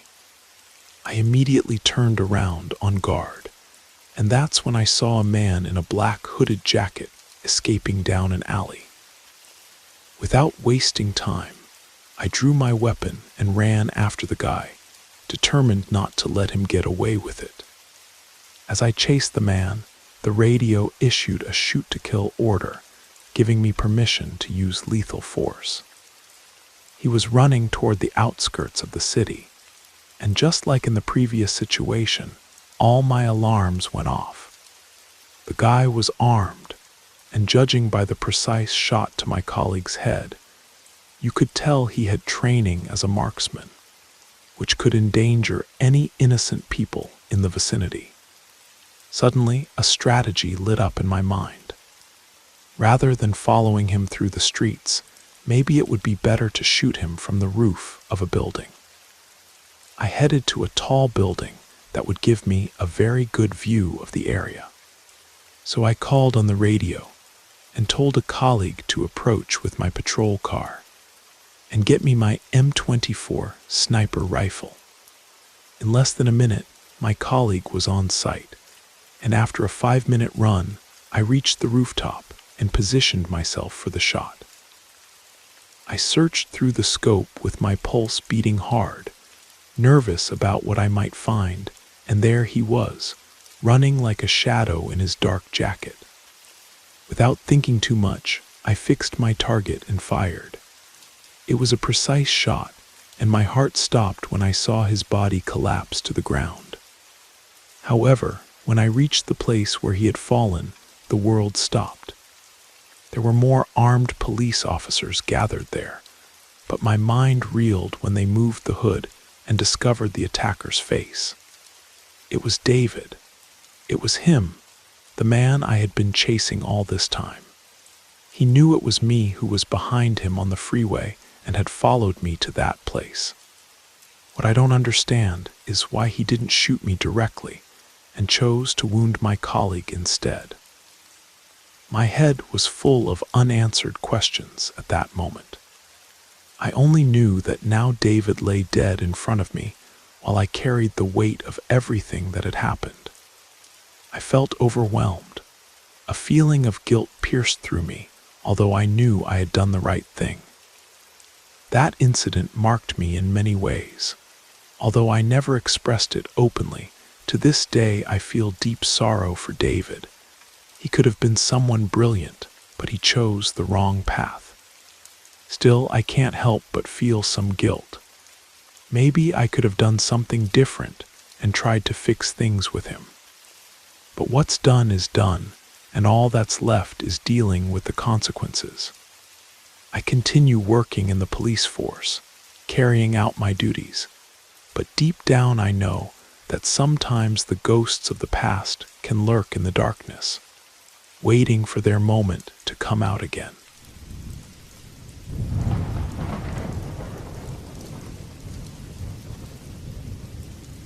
People have this tendency to think that the most frightening horror stories involve monsters, demons with difficult names, or houses with a history of 100 murders. But the truth I came to know, is that real terror doesn't spring from the extraordinary. It grows from the ordinary, from the human, from that stupid mistake any of us could make on a bad day. It grows in quiet, stifling places where pain is already the daily bread. My personal hell had an almost poetic name, Divine Mercy Retreat. A beautiful name for a place that had nothing divine and much less merciful about it. I went there in early 2009. I was 27 years old and had a hole in my chest the size of the world. My mother had passed away about 8 months earlier, quickly, a cancer that took her in less time than it took us to understand what was happening. And I didn't know how to deal with it. I quit my job, stopped leaving the house, and lived in a kind of gray fog where days dragged on without color and without meaning. It was a very religious aunt of mine who came with the solution. She talked to my grandparents, to my father, and convinced everyone that I needed time away from everything in a place of peace to reconnect with God and with myself. The retreat belonged to an acquaintance of hers, a God-fearing woman who helped young ladies and women with problems of the spirit. The word depression was never mentioned, of course. It was always sadness of the soul, spiritual weakness. And I, drugged with apathy, accepted. I think deep down, any place would do as long as it wasn't my own house, which smelled of absence. The place was far away, very far away. After about 3 hours on the highway, my father's car turned onto a red dirt road that seemed endless. The path was surrounded by tall, dry brush, and the February sun punished the car's metal. Divine Mercy Retreat was an old mansion, once perhaps imposing, but now looking tired. The white paint was peeling, revealing the gray plaster underneath, and dark moisture stains ran down from the gutters like dirty tears. It had 2 floors, tall windows, and a heavy iron gate that creaked like a wounded animal when my father pushed it. The woman who received us was Sister Dolores herself. She wasn't a real nun, as far as I know, but she dressed like one. She wore a simple habit made of heavy, dark fabric, even in that infernal heat. She was a tall woman, thin to the point where her facial bones stood out, and had a penetrating gaze that seemed to measure the weight of your sins just by staring at you for 3 seconds. She didn't smile. She just shook my father's hand, looked me up and down, and said in a voice with no melody whatsoever, "The Lord's house has open doors, but inside here, the rules are His and mine." My father, a good man but completely lost on how to help me, seemed relieved. He left my small suitcase on the ground, gave me an awkward hug, and promised to come back in a month to visit me. I watched his car drive away, raising a cloud of red dust, and felt a knot in my throat. For the first time in a long time, I felt something besides that fog. It was fear. The routine inside was brutal in its monotony. We woke up at 5 in the morning to the sound of a hand bell that Sister Dollars rang in the hallway. The first hour was prayer, kneeling on the cold floor of an improvised chapel in a large room where the only luxury was a dark wooden crucifix on the wall. Breakfast was bread, margarine, and weak coffee, eaten in absolute silence. Then came the tasks: cleaning bathrooms, sweeping courtyards, washing all the residents' bed linens, tending the small garden in the back. All under the watchful eye of Sister Dollars, who moved through the house like a ghost, appearing in corners when we least expected it. Any conversation outside of designated times, any laughter, was punished with a fast of silence that could last an entire day. We were 14 women inside. Each one had her own particular fog. There was Miss Clementine, a lady of about 60 who had been there so long she seemed part of the furniture. There was Carla, a girl my age who, according to rumors, had tried to kill herself after her fiancé left her. And there were the others, tired faces and stories nobody told out loud. We communicated through glances, through small gestures, a nod, a shared sigh during cleaning.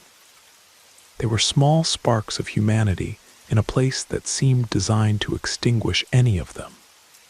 My room, which was actually a collective dormitory on the second floor, had 8 iron beds, 4 on each side. The smell there was a permanent mixture of mold, sweat, and the cheap pine-scented disinfectant we used to clean the floor. I got a top bunk near the window that looked out over a piece of the thicket that surrounded the property.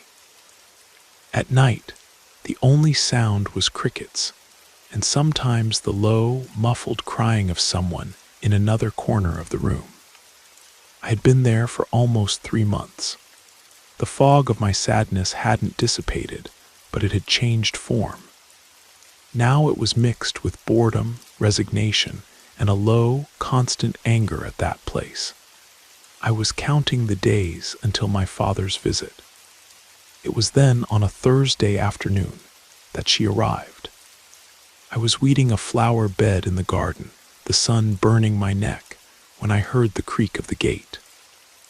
An old car, a white, dented Honda Civic, stopped outside. An older couple with faces marked by sun and worry got out, accompanying a young woman. They talked for a while with Sister Dollars in low voices. The young woman said nothing, just looked at the dirt floor, arms crossed in front of her body as if she felt cold. When Sister Dollars brought her inside, she passed by us in the garden. I looked at her closely.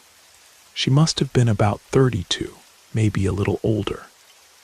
She was beautiful in a suffering way. She had long brown hair but lifeless, and very green eyes that seemed empty.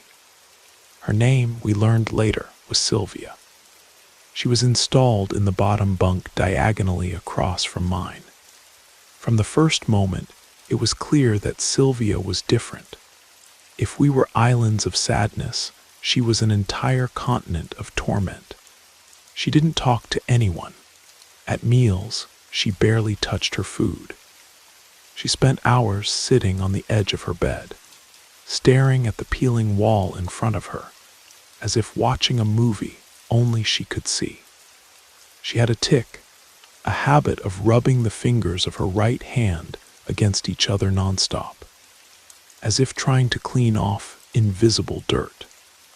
Sister Dolores seemed to have special attention for her. It wasn't caring attention, but surveillance. Sometimes I saw the sister standing in the dormitory doorway, just observing Sylvia in her catatonic state. The first strange thing happened about 3 weeks after her arrival. It was early morning, around 2 or 3 a.m. I woke up to a sound.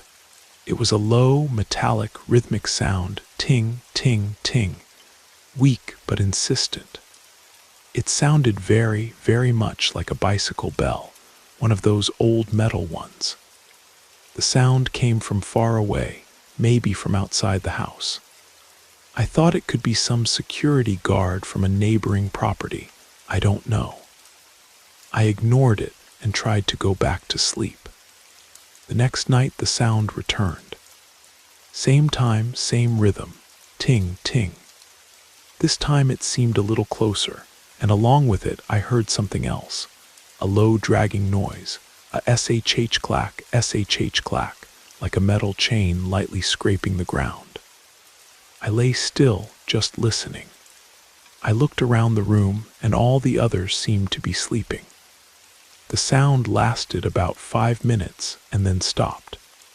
2 days later, during breakfast, I broke the vow of silence. I leaned toward Carla, who was next to me. "Have you been hearing a noise at night?" I whispered. She looked at me, eyes wide. "A bicycle bell," I nodded. "And something dragging," she completed the thought, her voice almost inaudible. "Yes." We looked at each other for an instant, and fear was a palpable thing between us. We didn't say anything more because we felt Sister Dolores' shadow approaching our table. The sound became our nightly companion. Almost every night around 2 a.m., the macabre symphony would begin, the little bell and the chain. And now there was something more, a smell. A strange smell of wet earth and rust that invaded the dormitory along with the noises. It was a strong smell that entered through the nose and seemed to stick in the throat. Some of the other women started commenting. They spoke quietly in corners during tasks. Everyone heard, everyone felt the smell. But the most intense reaction was Sylvia's. When the sound started, her body in the bottom bunk became completely rigid. She would cover herself from head to toe with the thin sheet and stay there, a cocoon of terror, without moving until everything stopped. She never talked about it, but it was obvious she heard and felt everything with much more intensity than we did. One day during the afternoon, I passed near her while she was folding some bed linens. The smell of earth and rust was impregnated in her, like it was her perfume. I felt a chill that had nothing to do with the weather. The atmosphere in the house, which was already heavy, became almost unbearable. We lived in a state of constant tension. During the day, Sister Dolores' silent oppression. At night, the expectation of sounds and smell. The lack of sleep was pushing everyone to the limit. The women were more irritable, more tearful. Sister Dolores, noticing the agitation, increased the dose of prayers and tasks. For her, it was the devil trying our souls. The thing reached its peak on a stormy night. It was raining very hard, the wind was hitting the windows, and lightning illuminated the dormitory in quick, frightening flashes. That night, the sounds didn't start as usual. Instead, what woke us was a scream. A sharp, terrified scream that came from Miss Clementine. I sat up in bed with a start, my heart in my mouth. In a lightning flash, I saw her. She was standing in the middle of the aisle between the beds, pointing toward the corner where Sylvia slept. Her face was white, eyes bulging. "Oh my God, there's something there," she stammered. "There's something there." Sister Dolores entered the room like a hurricane, holding a gas lantern that cast a yellowish, trembling light throughout the room. "What is this screaming about?" "There was something," Miss Clementine sobbed, pointing at Sylvia's bed. A figure crouched next to her bed. Sister Dolores marched to the bed. Sylvia was curled up, trembling under the sheet. The sister pulled the fabric forcefully. There was nothing there, of course. It would be a thing of the enemy taking advantage of your weakness. Sister Dolores' voice was like the crack of a whip. "To the chapel now. You'll spend the night on your knees asking forgiveness for disturbing the house." She dragged Miss Clementine out of the room, who was still crying and saying she had seen it, that it wasn't a lie. We stayed there in the dark, listening to the rain and the sound of her sobs fading down the hallway. Nobody slept anymore that night. After that episode, the situation deteriorated rapidly. Sylvia seemed to be wasting away. She lost a lot of weight, deep dark circles marked her face, and she barely got out of bed. Sometimes during the day, I heard her whispering unintelligible things, talking to the wall. Sister Dolores started locking her in the room during tasks, saying she needed seclusion. The last straw came about 4 nights after the storm. It was a calm night, no rain. The bicycle sounds returned, but this time louder, clearer. They seemed to be inside the room. The rust smell was so strong it made me nauseous. Suddenly we heard a noise coming from Sylvia's bed. A sound of struggle, of fight, and her voice, for the first time in weeks, clear and desperate. "No, please, don't leave me." We were paralyzed with fear. Nobody had the courage to turn on the light to go see what it was. We just listened to the muffled sounds of crying and pleading coming from her corner. It lasted an eternity, maybe 10 minutes.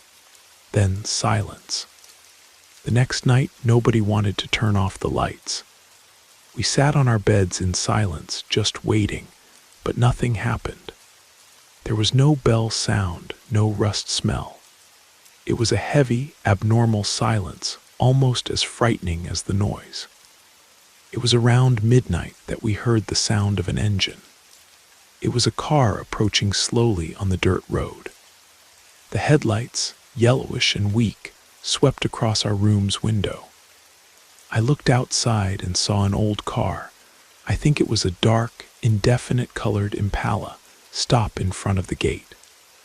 We heard the creaking of the gate opening and heavy footsteps downstairs. The door to our dormitory opened. It was Sister Dolores.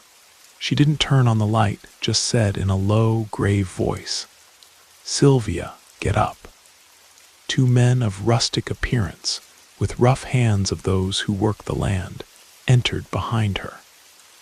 They wore old caps that in the darkness left their faces in shadows. They didn't say a word. Sylvia sat up in bed. In the weak light coming through the window, I saw her face. There was no panic, no struggle. There was just a terrible acceptance, a resignation of someone who knows the end has come. She got up without looking at any of us and simply followed the men out of the room. She didn't take anything, just the clothes on her body. A solitary tear ran down her face as she passed through the door. We heard the footsteps going down the stairs, the front door slamming, the car engine starting, and the sound moving away until it was swallowed by the night. Sister Dolores stood in the doorway for a moment. "Go back to sleep. The problem has been resolved." And she closed the door. The next morning, It was as if Sylvia had never existed. Her bed was empty, the bedding folded. Sister Dolores acted as if nothing had happened, and nobody dared to ask. The sounds didn't return. The smell disappeared. The oppressive peace of divine mercy retreat had been restored. But for me, the absence of terror was more disturbing than its presence. What had happened to her? Who were those men? A week later, my father came to visit me. I had never been so happy to see his face. I didn't tell him everything. I just said the place wasn't doing me good, that I wanted to leave. I think he saw in my face a desperation that wasn't there before, and to my surprise, he agreed. On the day I packed my few things, Sister Dolores told me to give a final cleaning to the corner that had been Sylvia's. The house needs to be clean for the next soul that needs help, she said. While I was cleaning the drawer of an old, wobbly nightstand that stood beside the bed, I remembered seeing Sylvia sometimes running her fingers around that same corner, as if checking if something was still there. Guided by that memory, I lifted the paper that lined the bottom. It was a yellowed newspaper clipping, folded several times until it was the size of a matchbox. I unfolded the paper with trembling hands. It was the police page of a newspaper from some small town in the region. The date was about 6 months earlier. The headline froze me inside. Young cyclist dies in hit-and-run accident. I read the entire article, my heart beating irregularly. The text spoke of a 16-year-old boy who was returning home by bicycle at night on a rural road without lighting. He had been hit by a car at high speed. The driver didn't stop. The boy was found the next morning by a farmer. The article ended with a note that made all the air disappear from my lungs. It said the family was asking for justice, and that the victim's bicycle, an old model painted blue with a chrome metal bell, had never been found at the accident scene. At that moment, everything made sense. The sound of the chain dragging, the smell of wet earth and rust, the guilt, the escape. Her parents had hidden her there, in that place forgotten by God and men, so that justice wouldn't find her. But there was another justice, another kind of collection that found her anyway. And those men in that old car weren't the police. They were something else. Maybe the boy's family, collecting the debt their way. I'll never know. I left Divine Mercy retreat that day and never looked back. My fog, my sadness, didn't disappear overnight, but it didn't scare me anymore, because I had seen what a real hell was like. Not a hell of fire and brimstone, but a silent hell built on a single wrong decision on a dark road. A private hell whose only sound was the ghostly echo of a bicycle bell.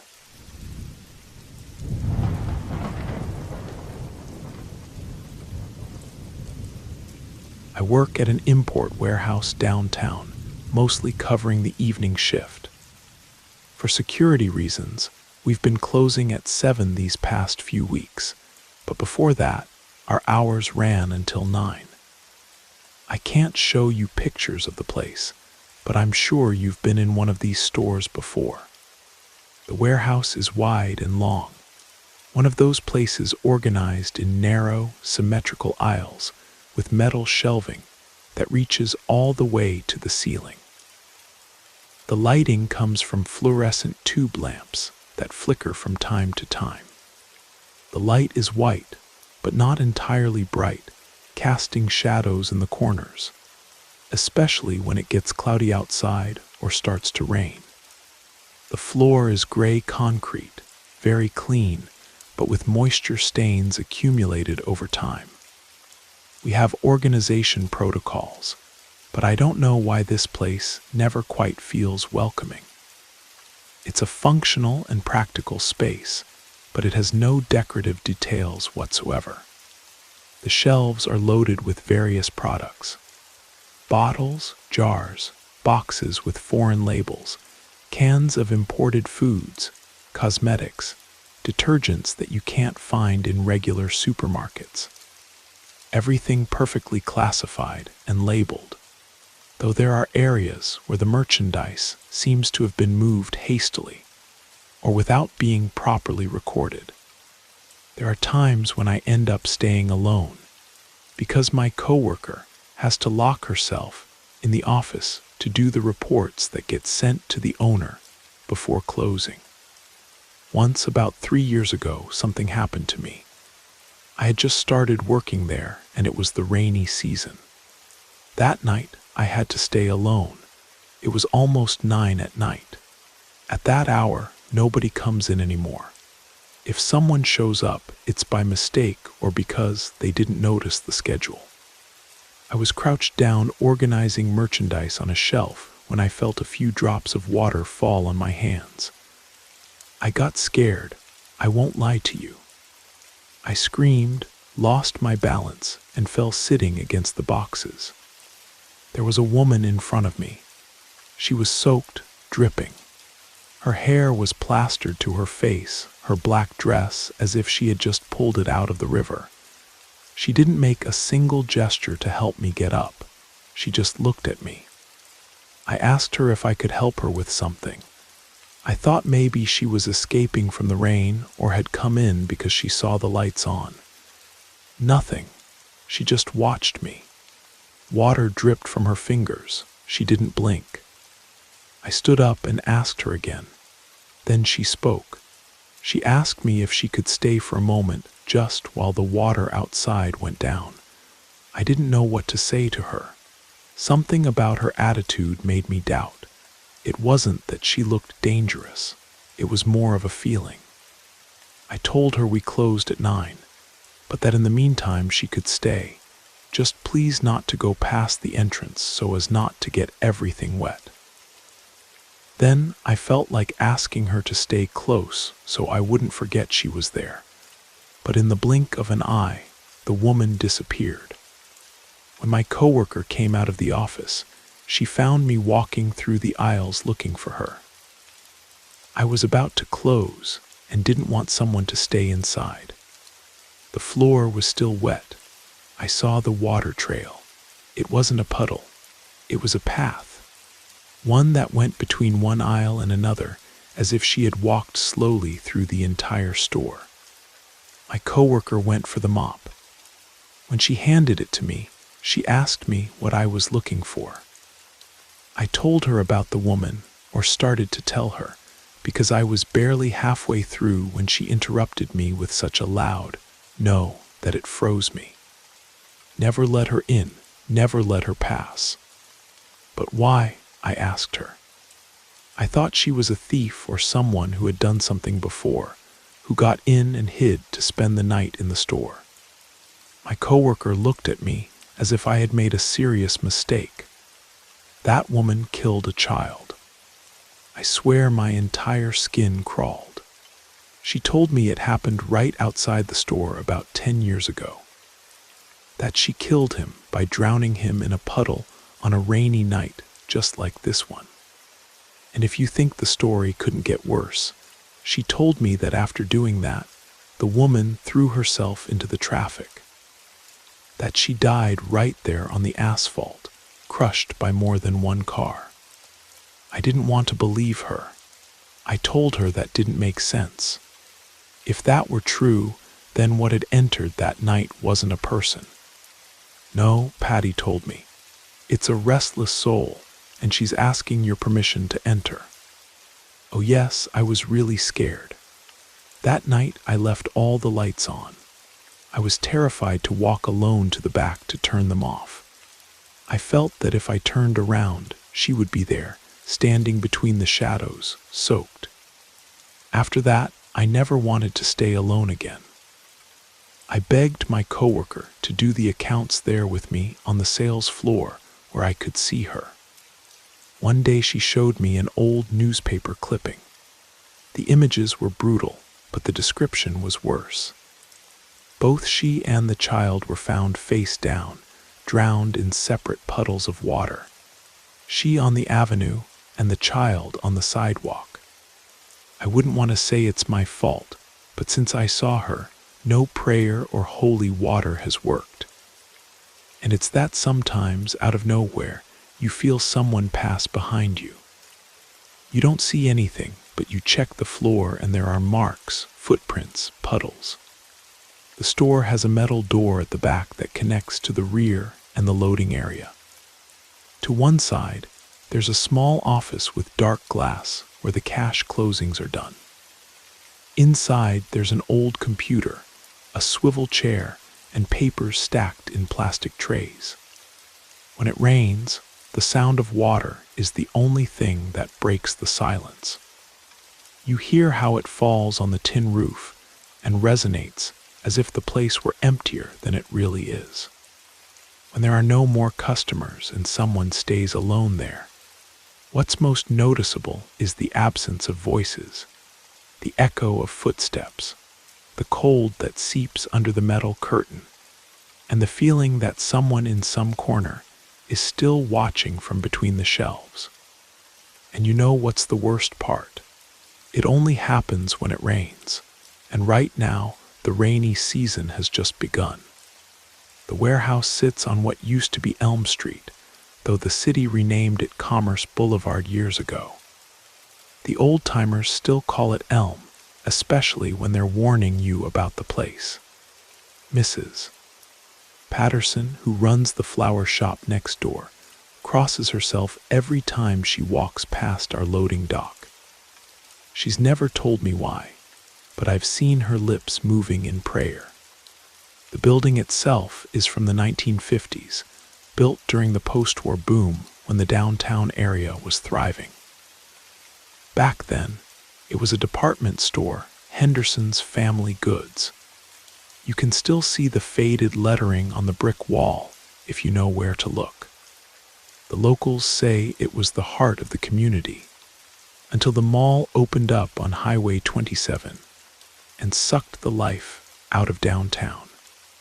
What Mrs. Patterson finally told me, after months of pestering her, was that the incident happened during the Halloween floods of 2013.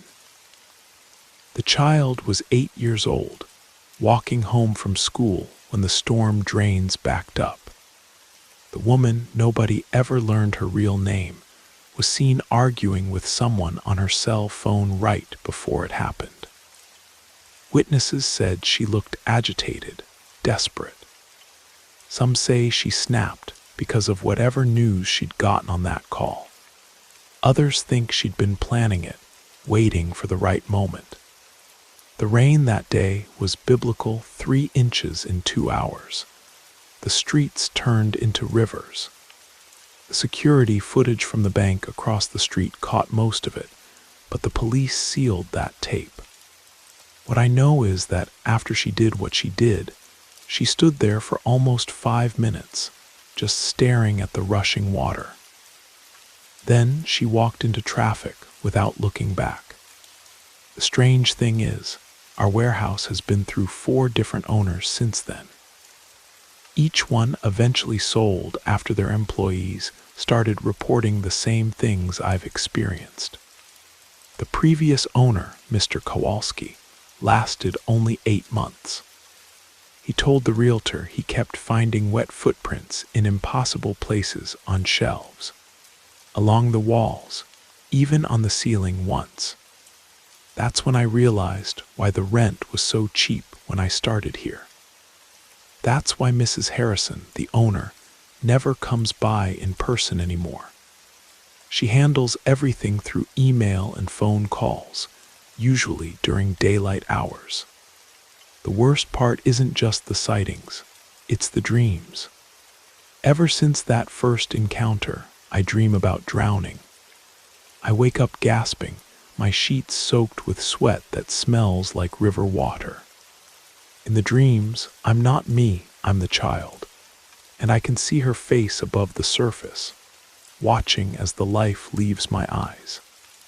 Sometimes I wonder if I should quit, find work at one of those bright, cheerful stores out by the mall. But something keeps me here. Maybe it's loyalty to Mrs. Harrison, who took a chance on me when nobody else would. Maybe it's stubbornness, or maybe it's something else entirely. Because lately, I've started to think that she doesn't want to hurt anyone. The woman, I think she's trying to warn us. About what, I don't know.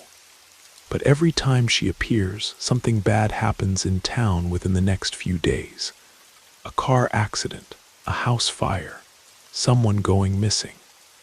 The rain is starting again as I write this. I can hear it drumming on the roof, and my shift starts in an hour. Mrs. Patterson has already locked up her shop and hurried to her car, throwing worried glances at our building. I should probably call in sick, but I won't. Because if she comes tonight, if she asks again for permission to enter, I think I might just say yes. Maybe it's time to find out what she really wants.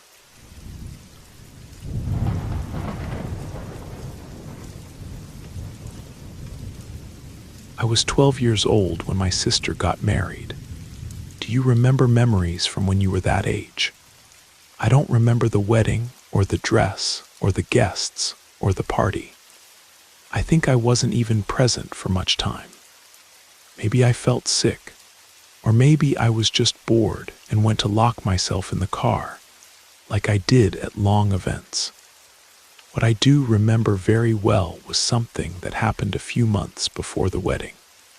When my mom and I went to see the chapel where my sister was going to get married. It wasn't just any venue. It was a monastery, one of those old, large ones with closed courtyards, humid walls, and gardens that smell like wet earth. It wasn't rented out for events, but my grandmother, when she was still alive, had donated some land to the monks, an act of faith, as she called it. The monks said that one day they would return the favor. That was the favor, letting her granddaughter get married in such a beautiful place. And it was beautiful, really. Peaceful, like suspended in another time. I was surprised that something like that existed without people talking more about it, without it appearing in magazines or tourist tour. Though I also thought it was better that way. Sometimes places remain intact precisely because nobody visits them. My mom said that even though they were lending it to us, there were things we still had to pay for. The monks didn't want to charge, but they couldn't give everything away either. We went on a weekday. There was a constant drizzle, one of those that doesn't make noise but soaks everything. Gray sky, warm puddles. Everything smelled like stone, fallen leaves, and petrichor. Getting there gave you a strange sensation. The final road was dirt with tight curves, flanked by tall trees and undergrowth that seemed to grow out of control. In the distance, you could already see the building from before arriving. Large, old stone, like a fortress. There wasn't much noise, just the sound of light rain falling on the leaves and the crunch of gravel under our shoes. Upon arrival, the place was imposing. There were very high walls, heavy wooden doors, and a central courtyard with a fountain that didn't seem to have worked for years. Everything was very clean, very organized, but also very empty. There was no music, no monks in sight, no sounds of activity. It was as if the monastery didn't know that someone had arrived. The vegetation was cared for but rigid, as if they trimmed it out of obligation. There were cypresses, dried bougainvillea, hedges trimmed to perfection. Everything very symmetrical. The light was so dim that it seemed later than it really was. The interior was cool and silent. The ceilings were very high, made of stone. The thick walls made any step or word echo, though not too loudly. There was a smell of humidity, extinguished candles, and old wood. The windows were few, and some had stained glass that barely let light through. There were large, empty rooms, stone benches, small altars without candles, crosses without flowers. What was most noticeable was the silence. A silence that wasn't natural, as if someone cultivated it. The sky was completely black when we left the house. There were just a few distant clouds, the kind that don't threaten and just paint the day gray. My mom had to go to some offices inside the monastery to leave a deposit. She told me she wouldn't take long. I sat on a bench in the central courtyard, alone, just looking at everything. The courtyard was perfect. Symmetrical, square, surrounded by stone arches and covered corridors. Then I heard a scream. It wasn't a common scream. It was heartbreaking from someone who wasn't pretending. I stood up immediately. Other people also heard it. I saw 3 or 4 move in the same direction, but I didn't dare follow them. I didn't know what to do. Before I could finish deciding, a tremendous lightning bolt fell. The whole place shook, and the lights went out in a second. The drizzle that had been falling turned into a closed storm with wind and thick drops that bounced off the stones. I ran to take shelter under the arches. The monks appeared out of nowhere. They started moving quickly with old lanterns in their hands. They lit torches placed on the walls. The fire illuminated the monastery in flickers, leaving long shadows that looked like still people. The Mother Superior called my mom to speak privately. I didn't hear everything, but I understood the essential. She told her it was better not to leave, that with this type of rain, the river overflows, that every year someone dies. They offered us rooms in a guest house they had inside the same monastery. My mom tried to call home, but there was no signal. The lights had gone out, and the landlines didn't work. She wanted to let them know we weren't coming back. That had her upset and worried. It was getting darker and darker, and the storm wasn't letting up. We had dinner there. We went to bed early. The beds were hard but clean. There was a cross on the wall and a candlestick with a candle on the nightstand. My mom stayed in an adjoining bedroom. I knew she wasn't sleeping, even though she wasn't making noise. I felt it. I felt her anxiety as if it filtered under the door. At about 2 in the morning, I heard her door open. I thought she was going to the bathroom. I waited for her to return. I wanted to get up too, talk to her, tell her that I couldn't sleep either. But an hour passed. 3 o'clock struck and she didn't come back. Had she left? I got up suddenly with an ugly feeling in my chest. I thought that maybe she decided to risk it alone, go out to the road, look for signal in the middle of the rain, and let them know at home that we weren't coming back, but that we were okay. I put on my shoes, opened the room door, and went out to the hallway. It was cold. There was a smell of wax and humidity.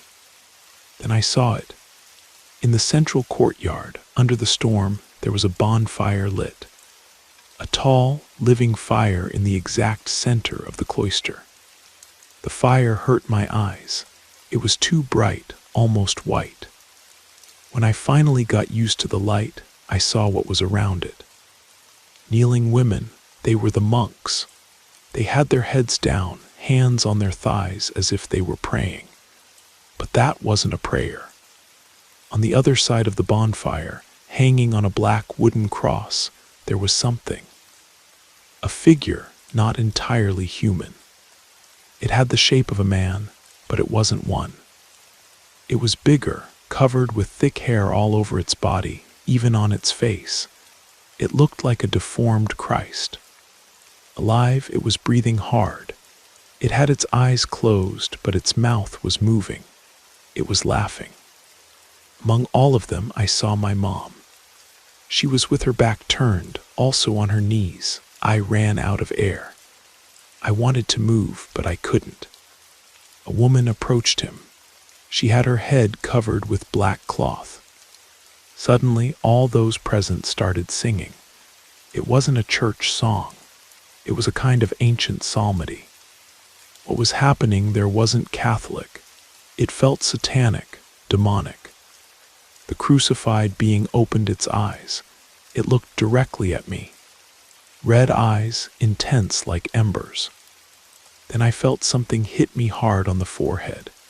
I don't know if it was a look or a force, but the pain went directly to the nape of my neck. Everything spun around me. I lost my balance. I don't know if I fell or if someone pushed me from inside my head. I only know that I fainted and knew no more. I woke up in the hospital. My mom was sitting next to the bed. She saw me open my eyes and breathe deeply, as if she had held her breath for hours.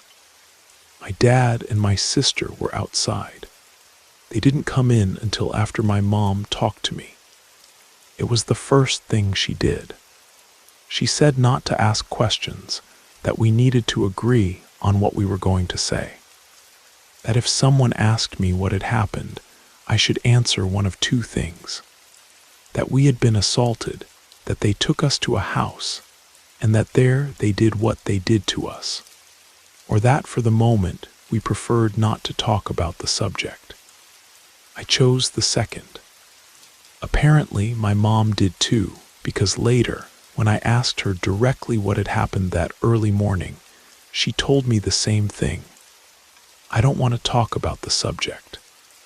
Even after the wedding, when everything had passed, when we were all well, I insisted and asked her why she hadn't said anything, why she didn't tell the truth to my dad or my sister. And the only thing she answered was, so as not to ruin Diana's wedding.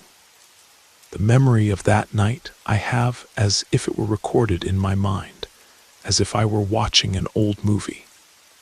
I couldn't talk about that with anyone. Even remembering it scared me. I also couldn't ask questions.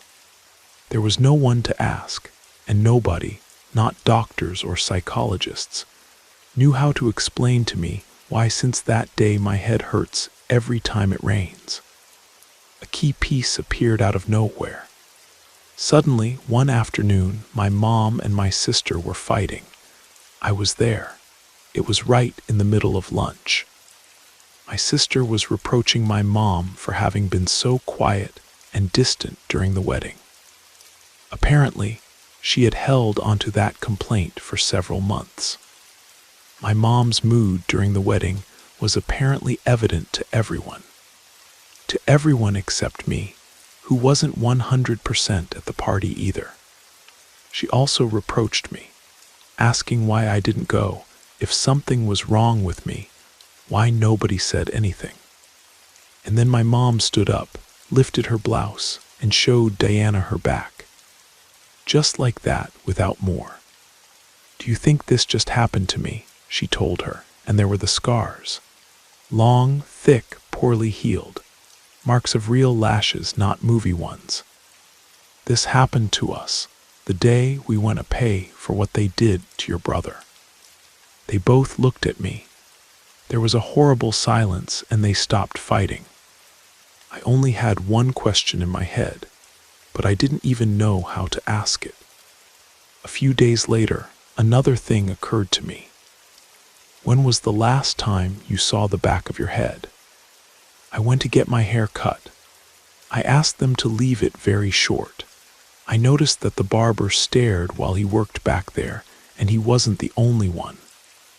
A customer stopped, looked at me, and then left as if nothing happened. When he finished, the barber passed the mirror behind, as always, so I could check the cut. Then I saw it, a large, perfect scar, a cross but inverted. That's what hurts when it rains, the scar. And no, I don't know if I'll ever understand what really happened that night. I don't know who or what that crucified figure was. I don't know why they did this to us. I don't know if it was a warning, a punishment, or a mistake. I only know that every time it rains at night, I dream about it. About the bonfire, about the chants, and about those red eyes looking at me from the fire. I wake up with my neck burning, as if the memory had touched me again. Maybe I'll never understand it. Maybe I'm not supposed to understand it. But I know one thing for certain now. 23 years later, St. Augustine's monastery burned down exactly 7 years after our visit. The fire started during a thunderstorm, they said. Lightning strike. All the monks died in their sleep, smoke inhalation. The official report mentioned that the blaze began in the central courtyard and spread outward in a perfect circle. What the report didn't mention, what I learned from a firefighter who owed my dad a favor, was that they found something else in the ashes. Bones, human bones arranged in a ritualistic pattern around what had been the center of the courtyard. Old bones, he said, some of them centuries old, and at the very center, the charred remains of a wooden cross. The land sits empty now. The county won't sell it, and no developer will touch it. Sometimes, when I drive past on Route 94, I can see the blackened foundation stones still scattered across the property.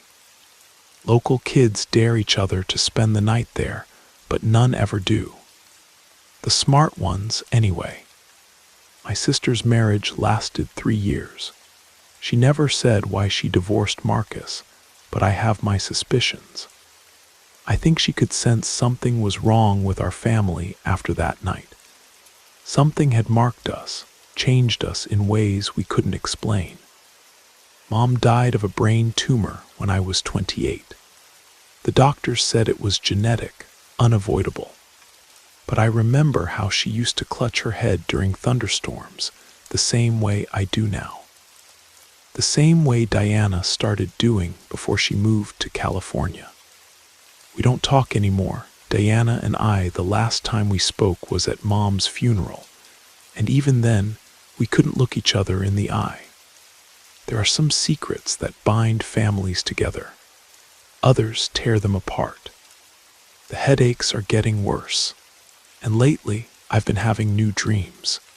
Dreams where I'm back in that courtyard, but I'm not 12 anymore.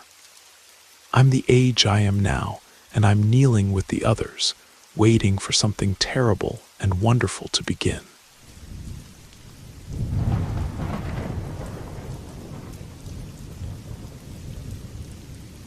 Within every group, one person will always emerge as the leader. It's the natural order of our species to fall into social roles. We align ourselves and unify through like-minded ideologies. But when a new element is introduced, the harmony of the group is disrupted.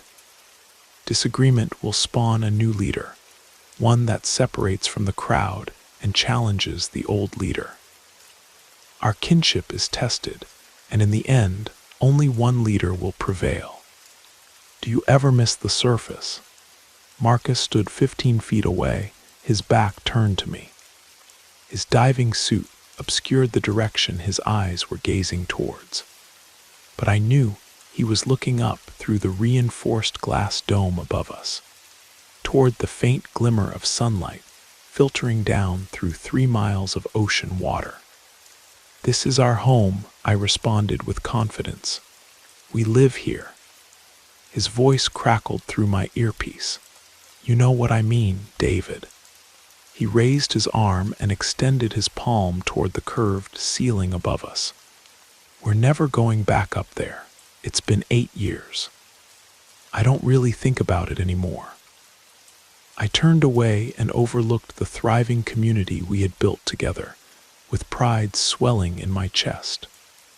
Marcus had named our settlement Triton, after the Greek god of the sea, when we first descended. The name stuck, despite headquarters preemptively naming it Abyss Station, after the depth we occupied. Triton was now a series of interconnected modules spanning across 24 different sections. There were only 3 when we first arrived. In 8 years, we'd gone from 6 people to 45. Remarkable, if I do say so myself. My focus is occupied with the settlement, I continued, making sure the foundations for humanity beneath the waves are established.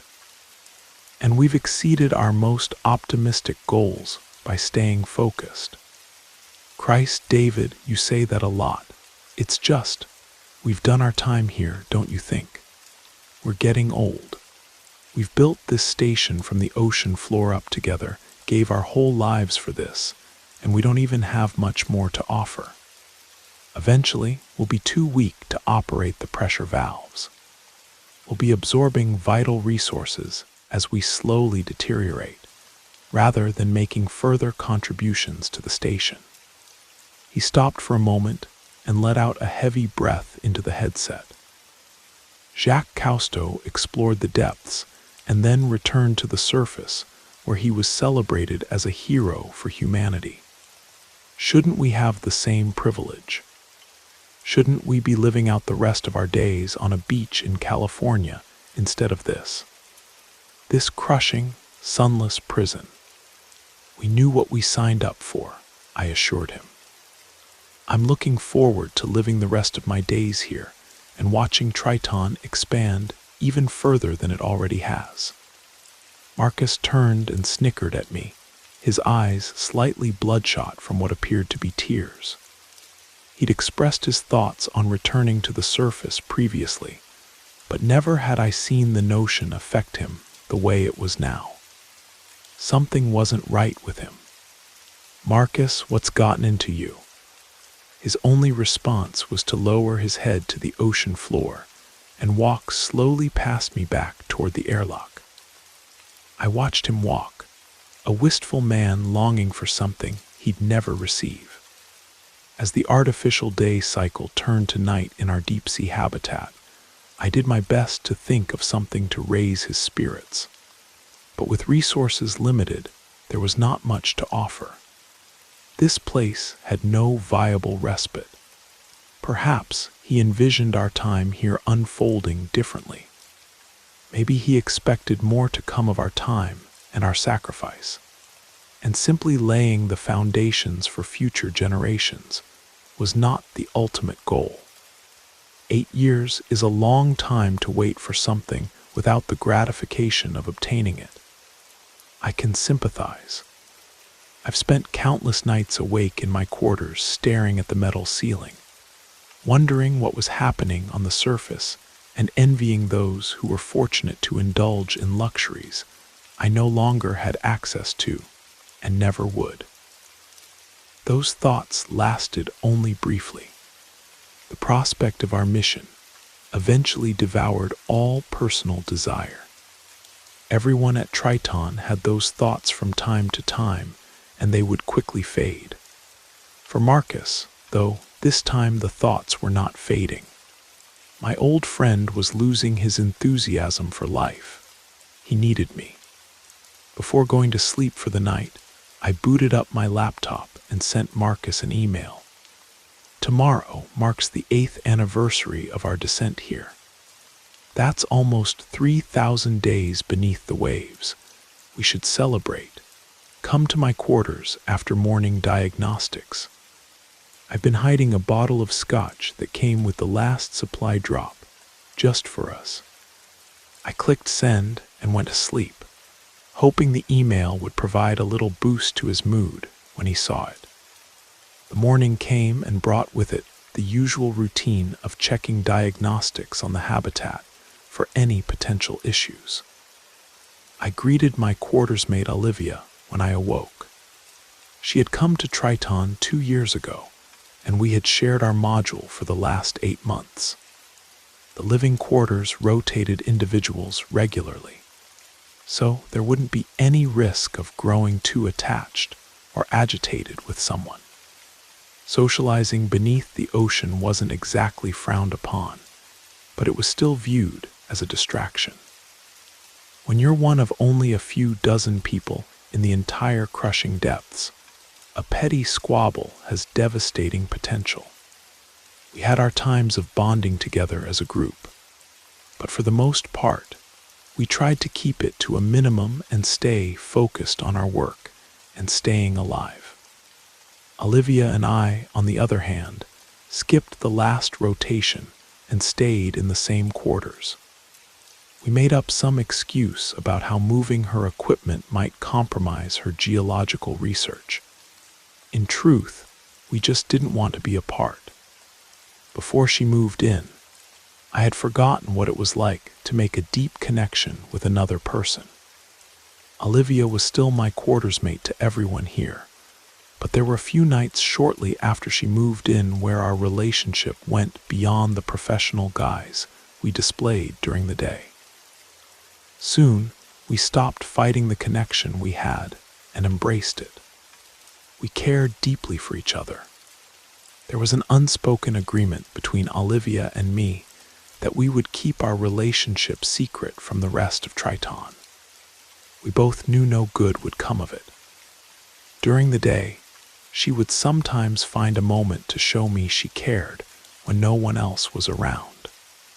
She would place a light fingertip on the back of my hand and trace an imaginary heart.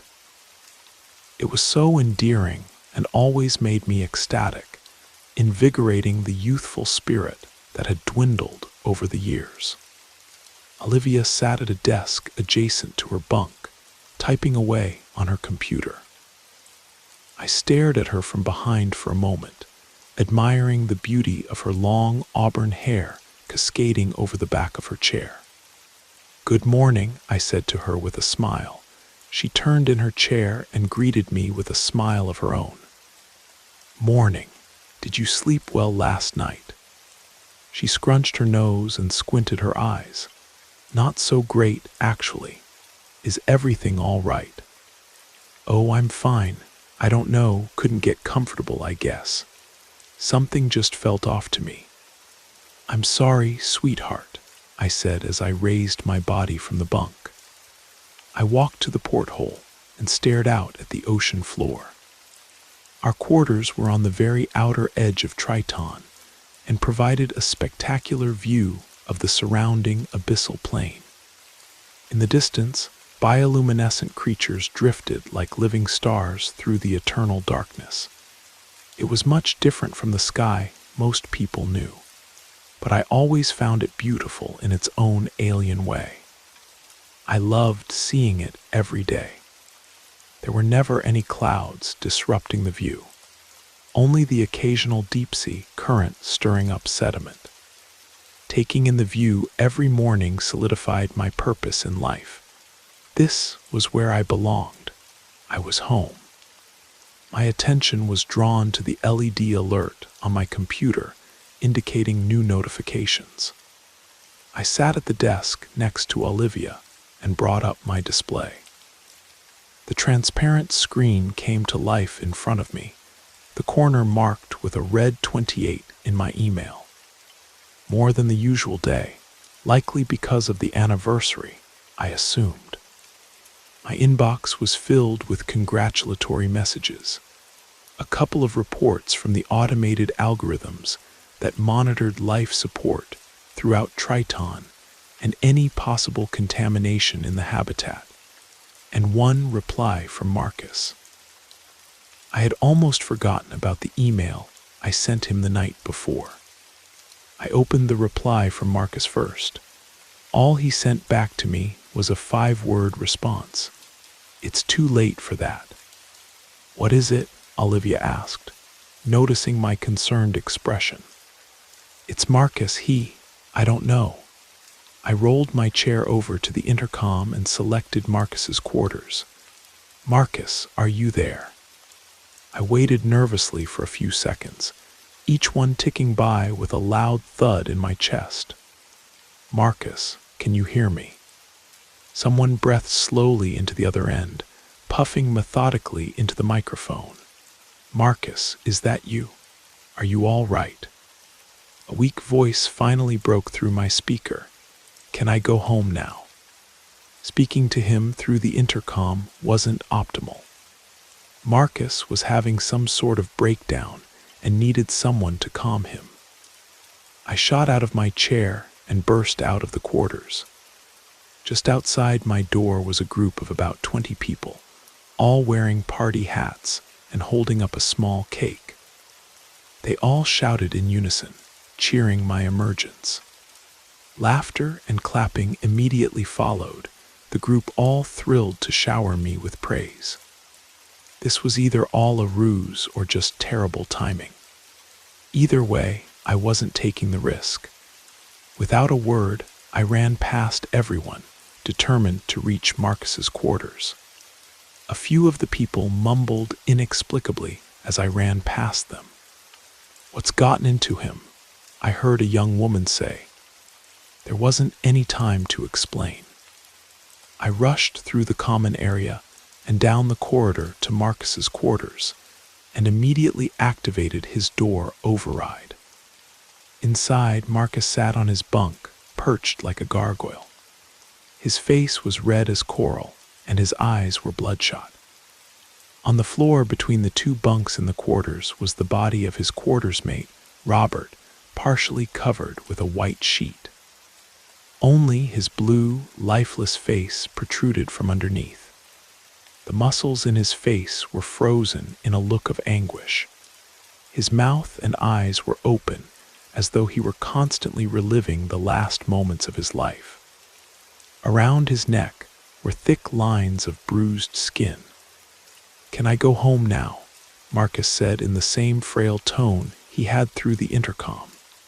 "Marcus, what have you done?" "Light link in 60 seconds, Jake announced from behind his monitor, his fingers furiously clicking away at the keyboard. His eyes rapidly scanned the interface in front of him. Jake was always relentless in his technical skills. The trance he displayed now was pretty common. Although I could detect his fingers were working faster than they ever had before.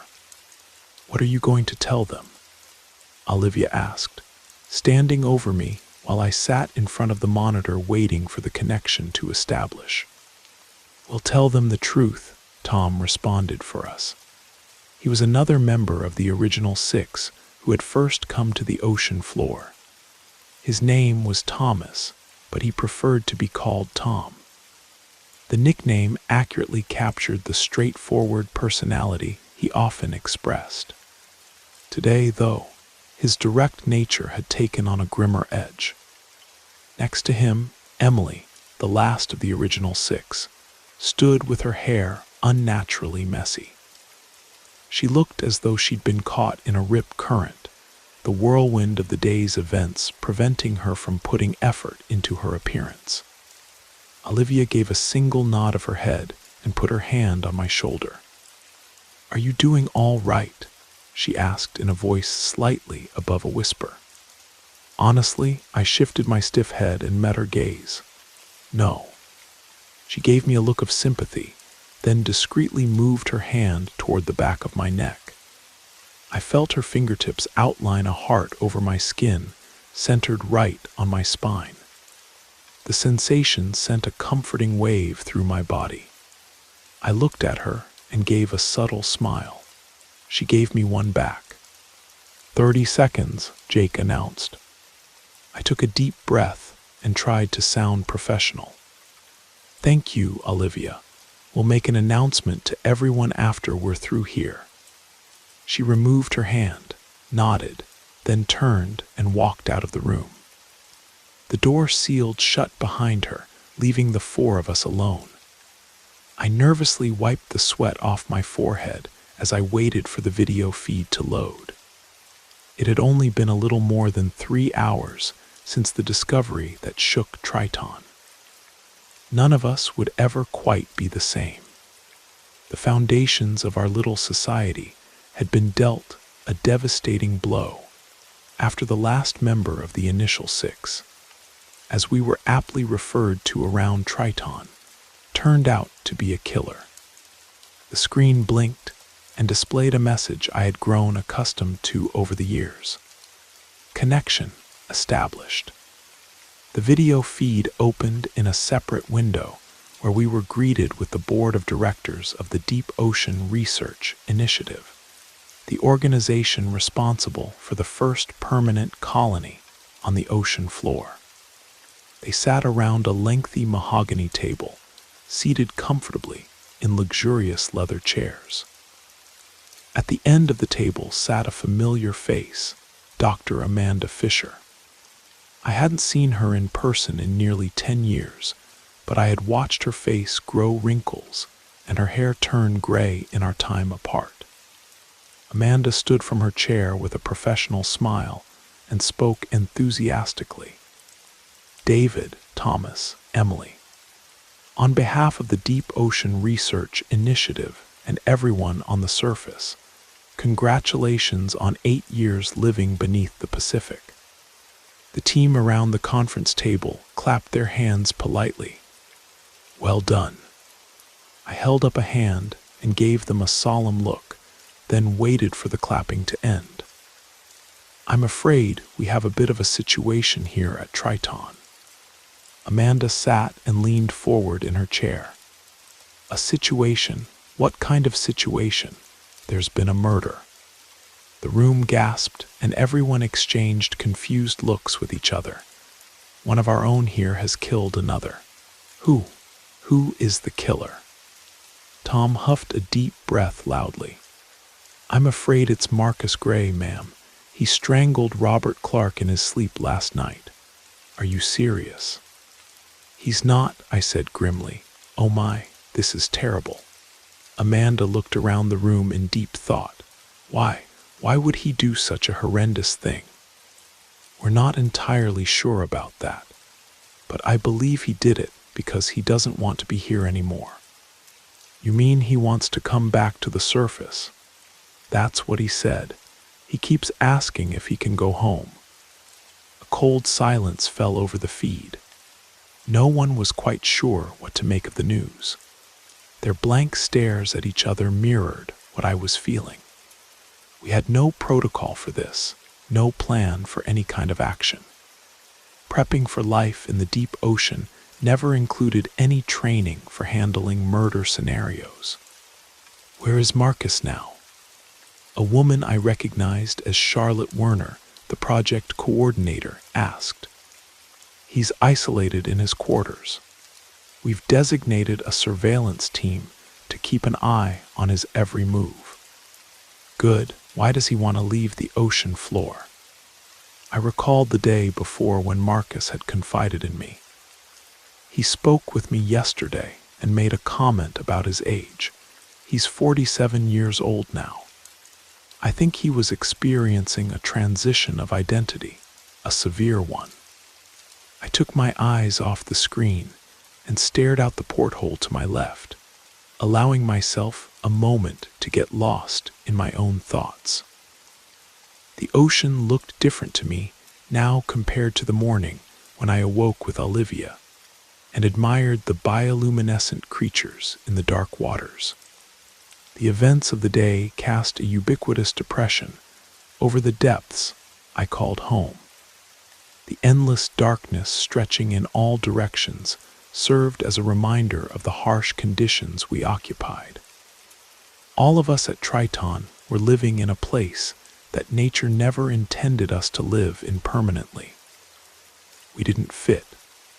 The ocean was speaking to us, warning us. You cannot force life to exist where it doesn't belong. My focus shifted from the porthole to the floor in front of me. Regardless of what Marcus had done, I still thought of him as my friend, a friend who was in need of help. I couldn't shake the feeling of guilt for not being able to help him. What he did was wrong, of course, but he still deserved sympathy. I think he should return to the surface. Are you mad? Amanda's voice rose sharply. It would be best for everyone at Triton. It's not like we have a prison to stick him in. The Deep Ocean Research Initiative cannot continue with him here. Amanda slammed the palm of her hand against the table and hastily raised herself out of the chair. "It's not like calling a taxi, you know. Do you have any idea how much it would cost? Not to mention how long it would take. Even if we had a submersible ready to launch today, we couldn't do it safely. The weather patterns aren't favorable, and we'd need specialized equipment. I'm fully aware that it would take some time, at least several months. What are you going to do with him while you wait? Our model is built on sending people down there, not bringing them back. We would have to design a specialty rescue operation from scratch. All this on top of the inevitable lawsuits that are sure to follow. It's not about money. The growth of Triton is paramount. He's a liability here that will hinder our progress. He needs to go back to the surface and be brought to justice." Amanda placed both her hands on the table and leaned forward, her tone softening. "Look, David, you and the people at Triton are pioneers, like the early explorers of the deep. Do you think Cousteau pestered the surface world for matters of diplomacy every time there was a problem? I hardly think I'm pestering you. I'm sorry, David, but you're on your own." Triton was eventually going to have social issues arise as more and more people are sent there. It's time you all come up with ways to deal with these things when they happen. As much as I hated to admit it, Amanda had a point. In 8 years, we'd been lucky enough to avoid any serious confrontations, but it certainly wouldn't be that way forever. Humans will naturally encounter conflicts at some point. And what were we supposed to do with Marcus for the months that would follow as we waited for his departure? "We understand," Tom said, taking over the conversation. "What do you advise we do with Marcus?" "I would advise you to keep him isolated from the rest of the group. Lock him in his module until he kills himself or dies naturally. But it's your decision, ultimately. The ocean floor is outside of surface jurisdiction." She sat down in her chair again, grabbed a remote, and pointed it at the camera. "Kill him now if you want, and make it quick. It's in your hands. Report back to us in 24 hours. Connection lost. The video feed died, and the monitor went black. I sat there staring in awe at the screen, dumbfounded by the complete lack of remorse Amanda and the board displayed. Their concerns were that of selfish intent. I picked myself up out of the chair and exited the briefing without saying a word to anyone. Olivia stood outside, leaning against a wall and biting her fingernail, waiting for me to exit the room. She locked eyes with mine and pushed herself off the wall as I approached. What did they say? Pretty much nothing. They can't bring him back to the surface, and they expect us to handle this internally. She nodded solemnly. Not much else they can do, I suppose. She stuck the tip of her finger back into her teeth and chewed at her nail. What do we do from here? We focus on rehabilitating him. Isolate him in his quarters and dedicate Dr. Hayes to conducting daily therapy with him until she can confidently say he's mentally healthy and able to rejoin the colony. She pulled her finger away and gave me a stern look. You can't be serious. Of course I am. David, he's a killer. You can't possibly think it would ever be okay for him to walk freely among us. I'm not saying he'll return to his usual duties by tomorrow.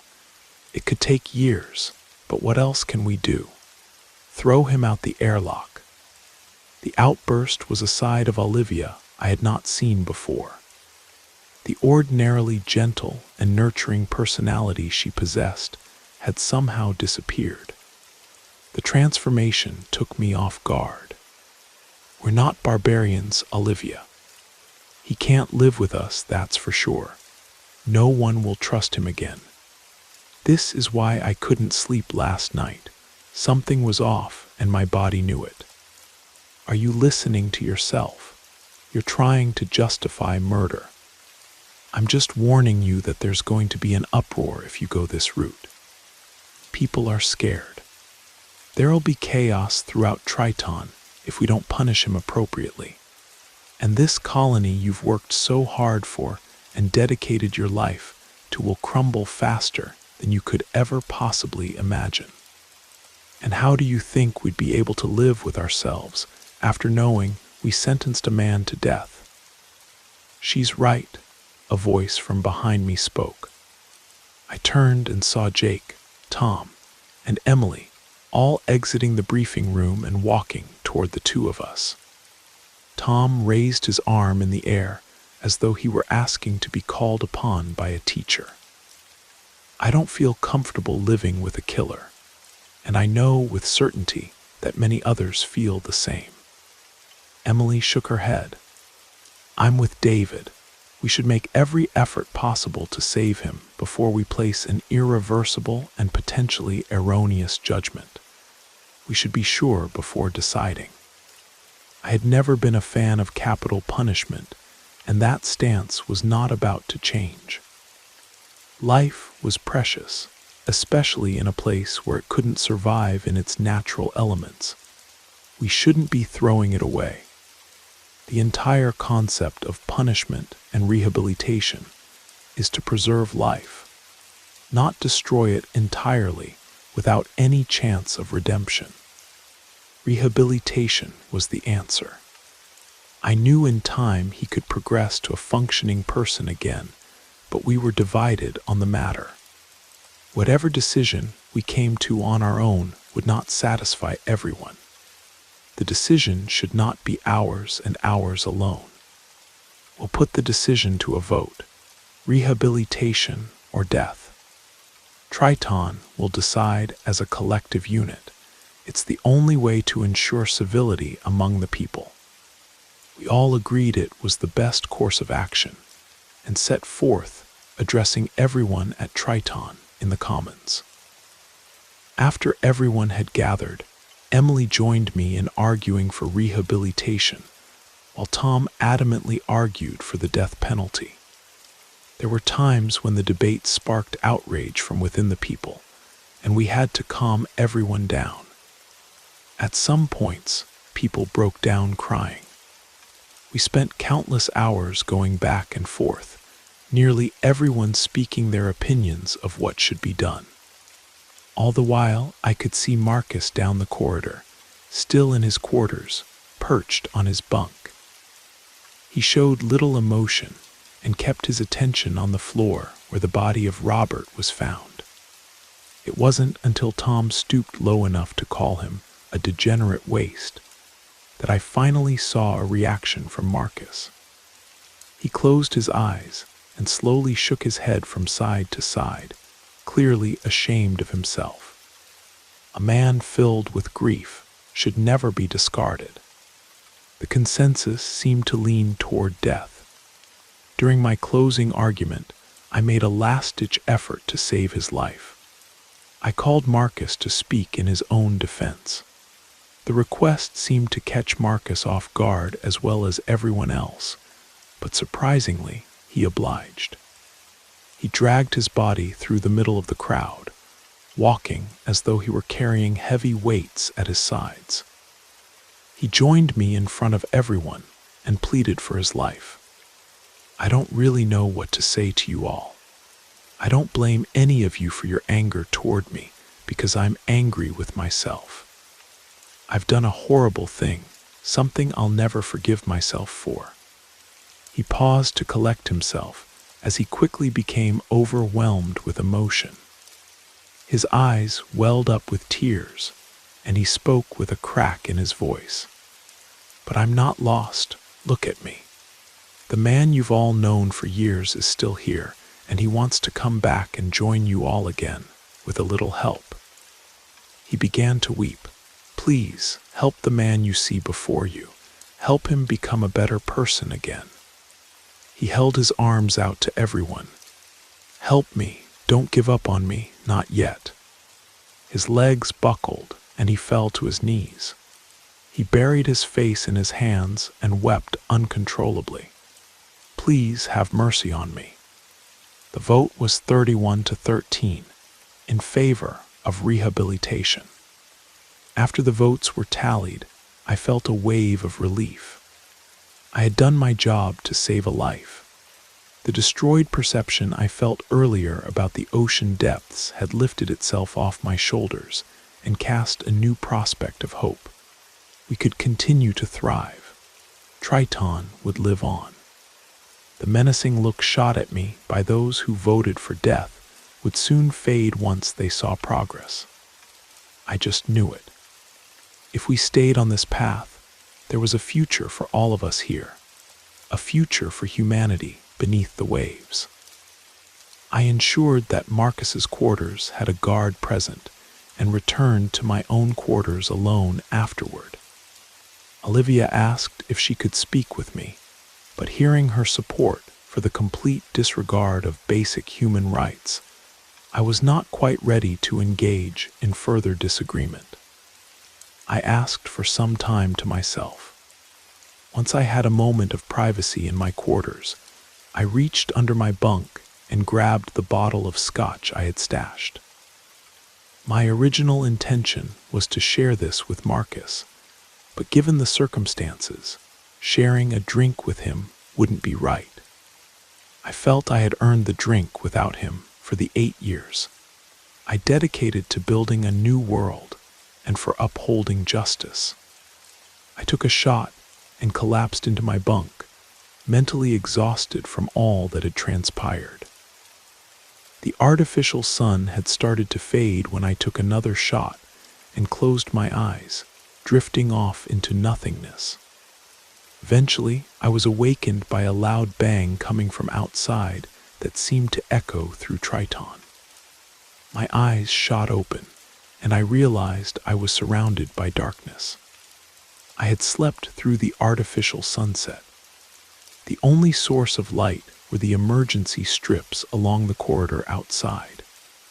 I crawled out of my bunk and reached for the light switch just as the breach alarm sounded, indicating a rupture had occurred somewhere in Triton. A breach had only happened once before, during an underwater seismic event about 3 years ago. A support beam had become dislodged and punctured a wall in an empty storage module. Luckily, there were security measures in place that would immediately seal any section with a breach to protect the rest of Triton. No one was harmed in the incident, but what was causing this one? There was no seismic activity detected, and no reason for structural failure to occur. I exited my quarters and immediately noticed a crowd gathered around Marcus's section. David, Emily shouted at me from across the commons. "Marcus is stuck inside. There's been a breach." "What? How?" "Someone's outside. They've intentionally ruptured his quarters." I stood in a dismal state of shock as the crowd buzzed in nervous waves. I was wrong. I thought Triton would continue to thrive, but I underestimated the influence fear and the pursuit of self-preservation can have. "Get him out," I screamed at Emily, simultaneously running across the commons toward the wild commotion that had overtaken the entirety of the colony. "Use the override switch to open the door." "Nobody's touching anything." A voice I recognized as Tom roared from within the crowd. "Stay back." The crowd all began to move backward, clearing a line of sight that led to Tom standing with his back against the door and his arms outstretched like a barrier. He stood vigilant with a look of determination, guarding the door and preventing the rescue of Marcus. This is a group effort. From the other side, Marcus was being tortured as the water pressure rapidly changed. He slammed his body furiously against the door in a frenzy of panic. "Marcus," I screamed, "if you can hear me, Use the emergency patch kit to seal the breach." Tom shook his head at me. "We removed the kit from his quarters. There's no escape." Emily held her ground, inching closer to Tom as the rest backed away. "Tom, how could you? We're doing what's necessary. We have to protect the people of Triton." She ignored his conviction and ran forward. "Get out of the way, you monster." Tom lunged at Emily, raised his hand, and brought it down across her face. The slap sent Emily tumbling to the floor as the rest of us gasped in disbelief. The outline of a diving suit outside passed by the porthole to my left, the person fleeing the sabotage they had created. Jake emerged from the crowd and bolted toward Tom. "You son of a bitch!" He charged and tackled Tom to the ground, pinning him against the floor and slamming his fist into his face. Each blow sent droplets of blood flying through the air. I took the opportunity to rush at the override button. I was only a few meters away from the controls when a fist swung and collided with my face. The impact sent me stumbling, and I struggled to stay on my feet. By the time I regained composure and prepared to defend myself from another attack, the entire commons had erupted into a brawl. Bodies were contorted as they wrestled on the floor, everyone struggling to either save Marcus or ensure he died.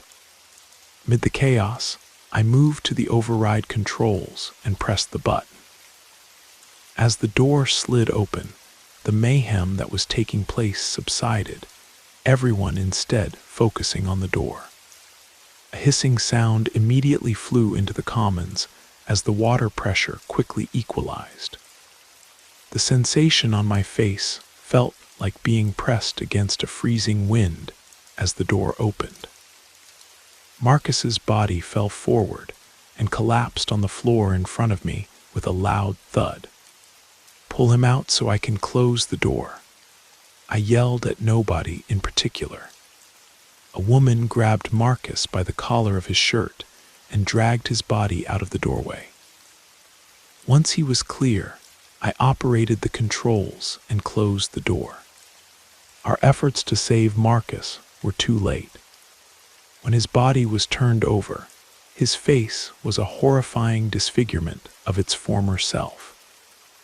His eyes bulged from their sockets and looked like two balloons that had been filled to maximum capacity and were about to burst. The blood vessels in his skin had all burst, expanding the flesh of his face into a bright red mass. I held back an acidic taste that rose from deep within my throat. The ocean had finished what had started with Marcus. It had fully consumed him and ended his life. "Spare your empathy for someone who's not a killer," Tom commented, breaking the silence that had fallen over us. He lay on the ground, trying to recuperate from the beating he received from Jake. I ignored Tom's heinous remark. There would be time to deal with him appropriately later on. He could have his victory at the moment. There was still a person outside Triton and still a potential risk, and I knew who it was. "You've won, Tom. You and whoever else wanted this. Congratulations. You've destroyed everything we've worked for, and you will all be held accountable for your actions today."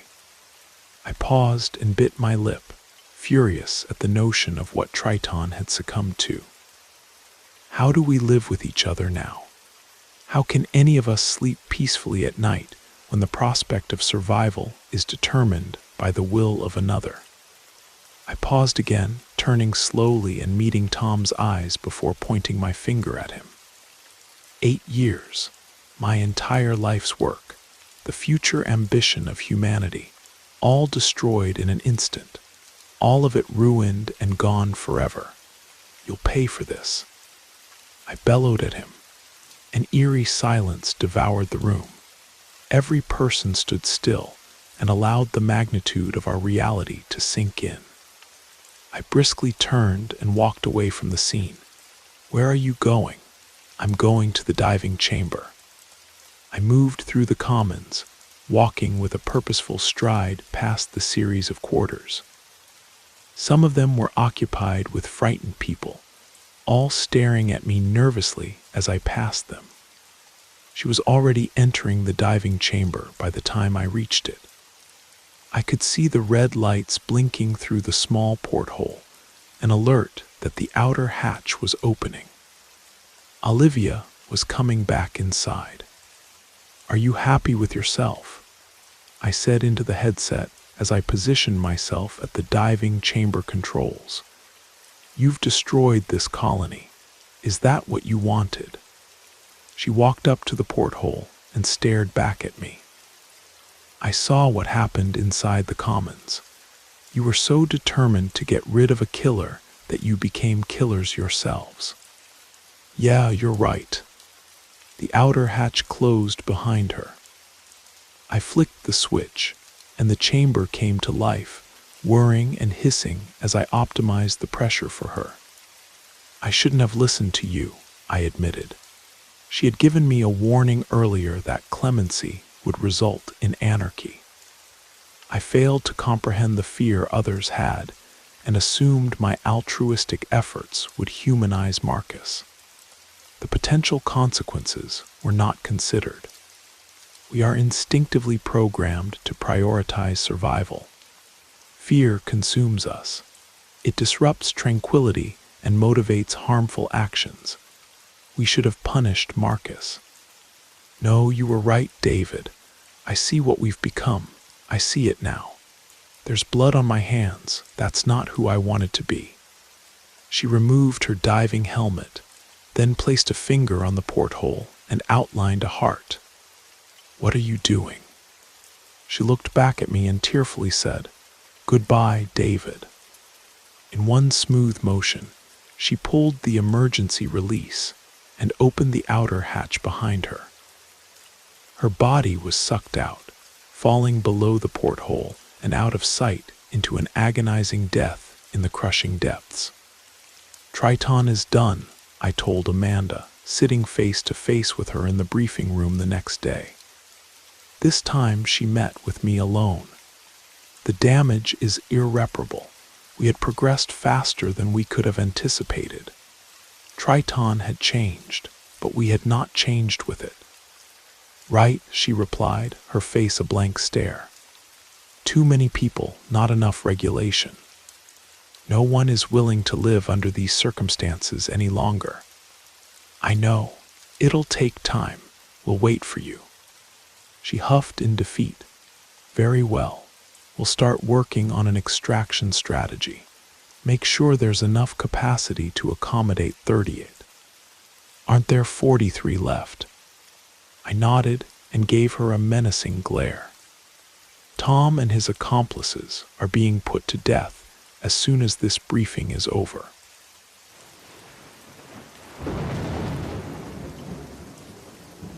You made it to the end of the stories. That means it's the perfect time to subscribe so you don't miss future episodes. And if you haven't already, leave a like and drop a comment. I'd love to hear your thoughts. Have a great time relaxing, and good night.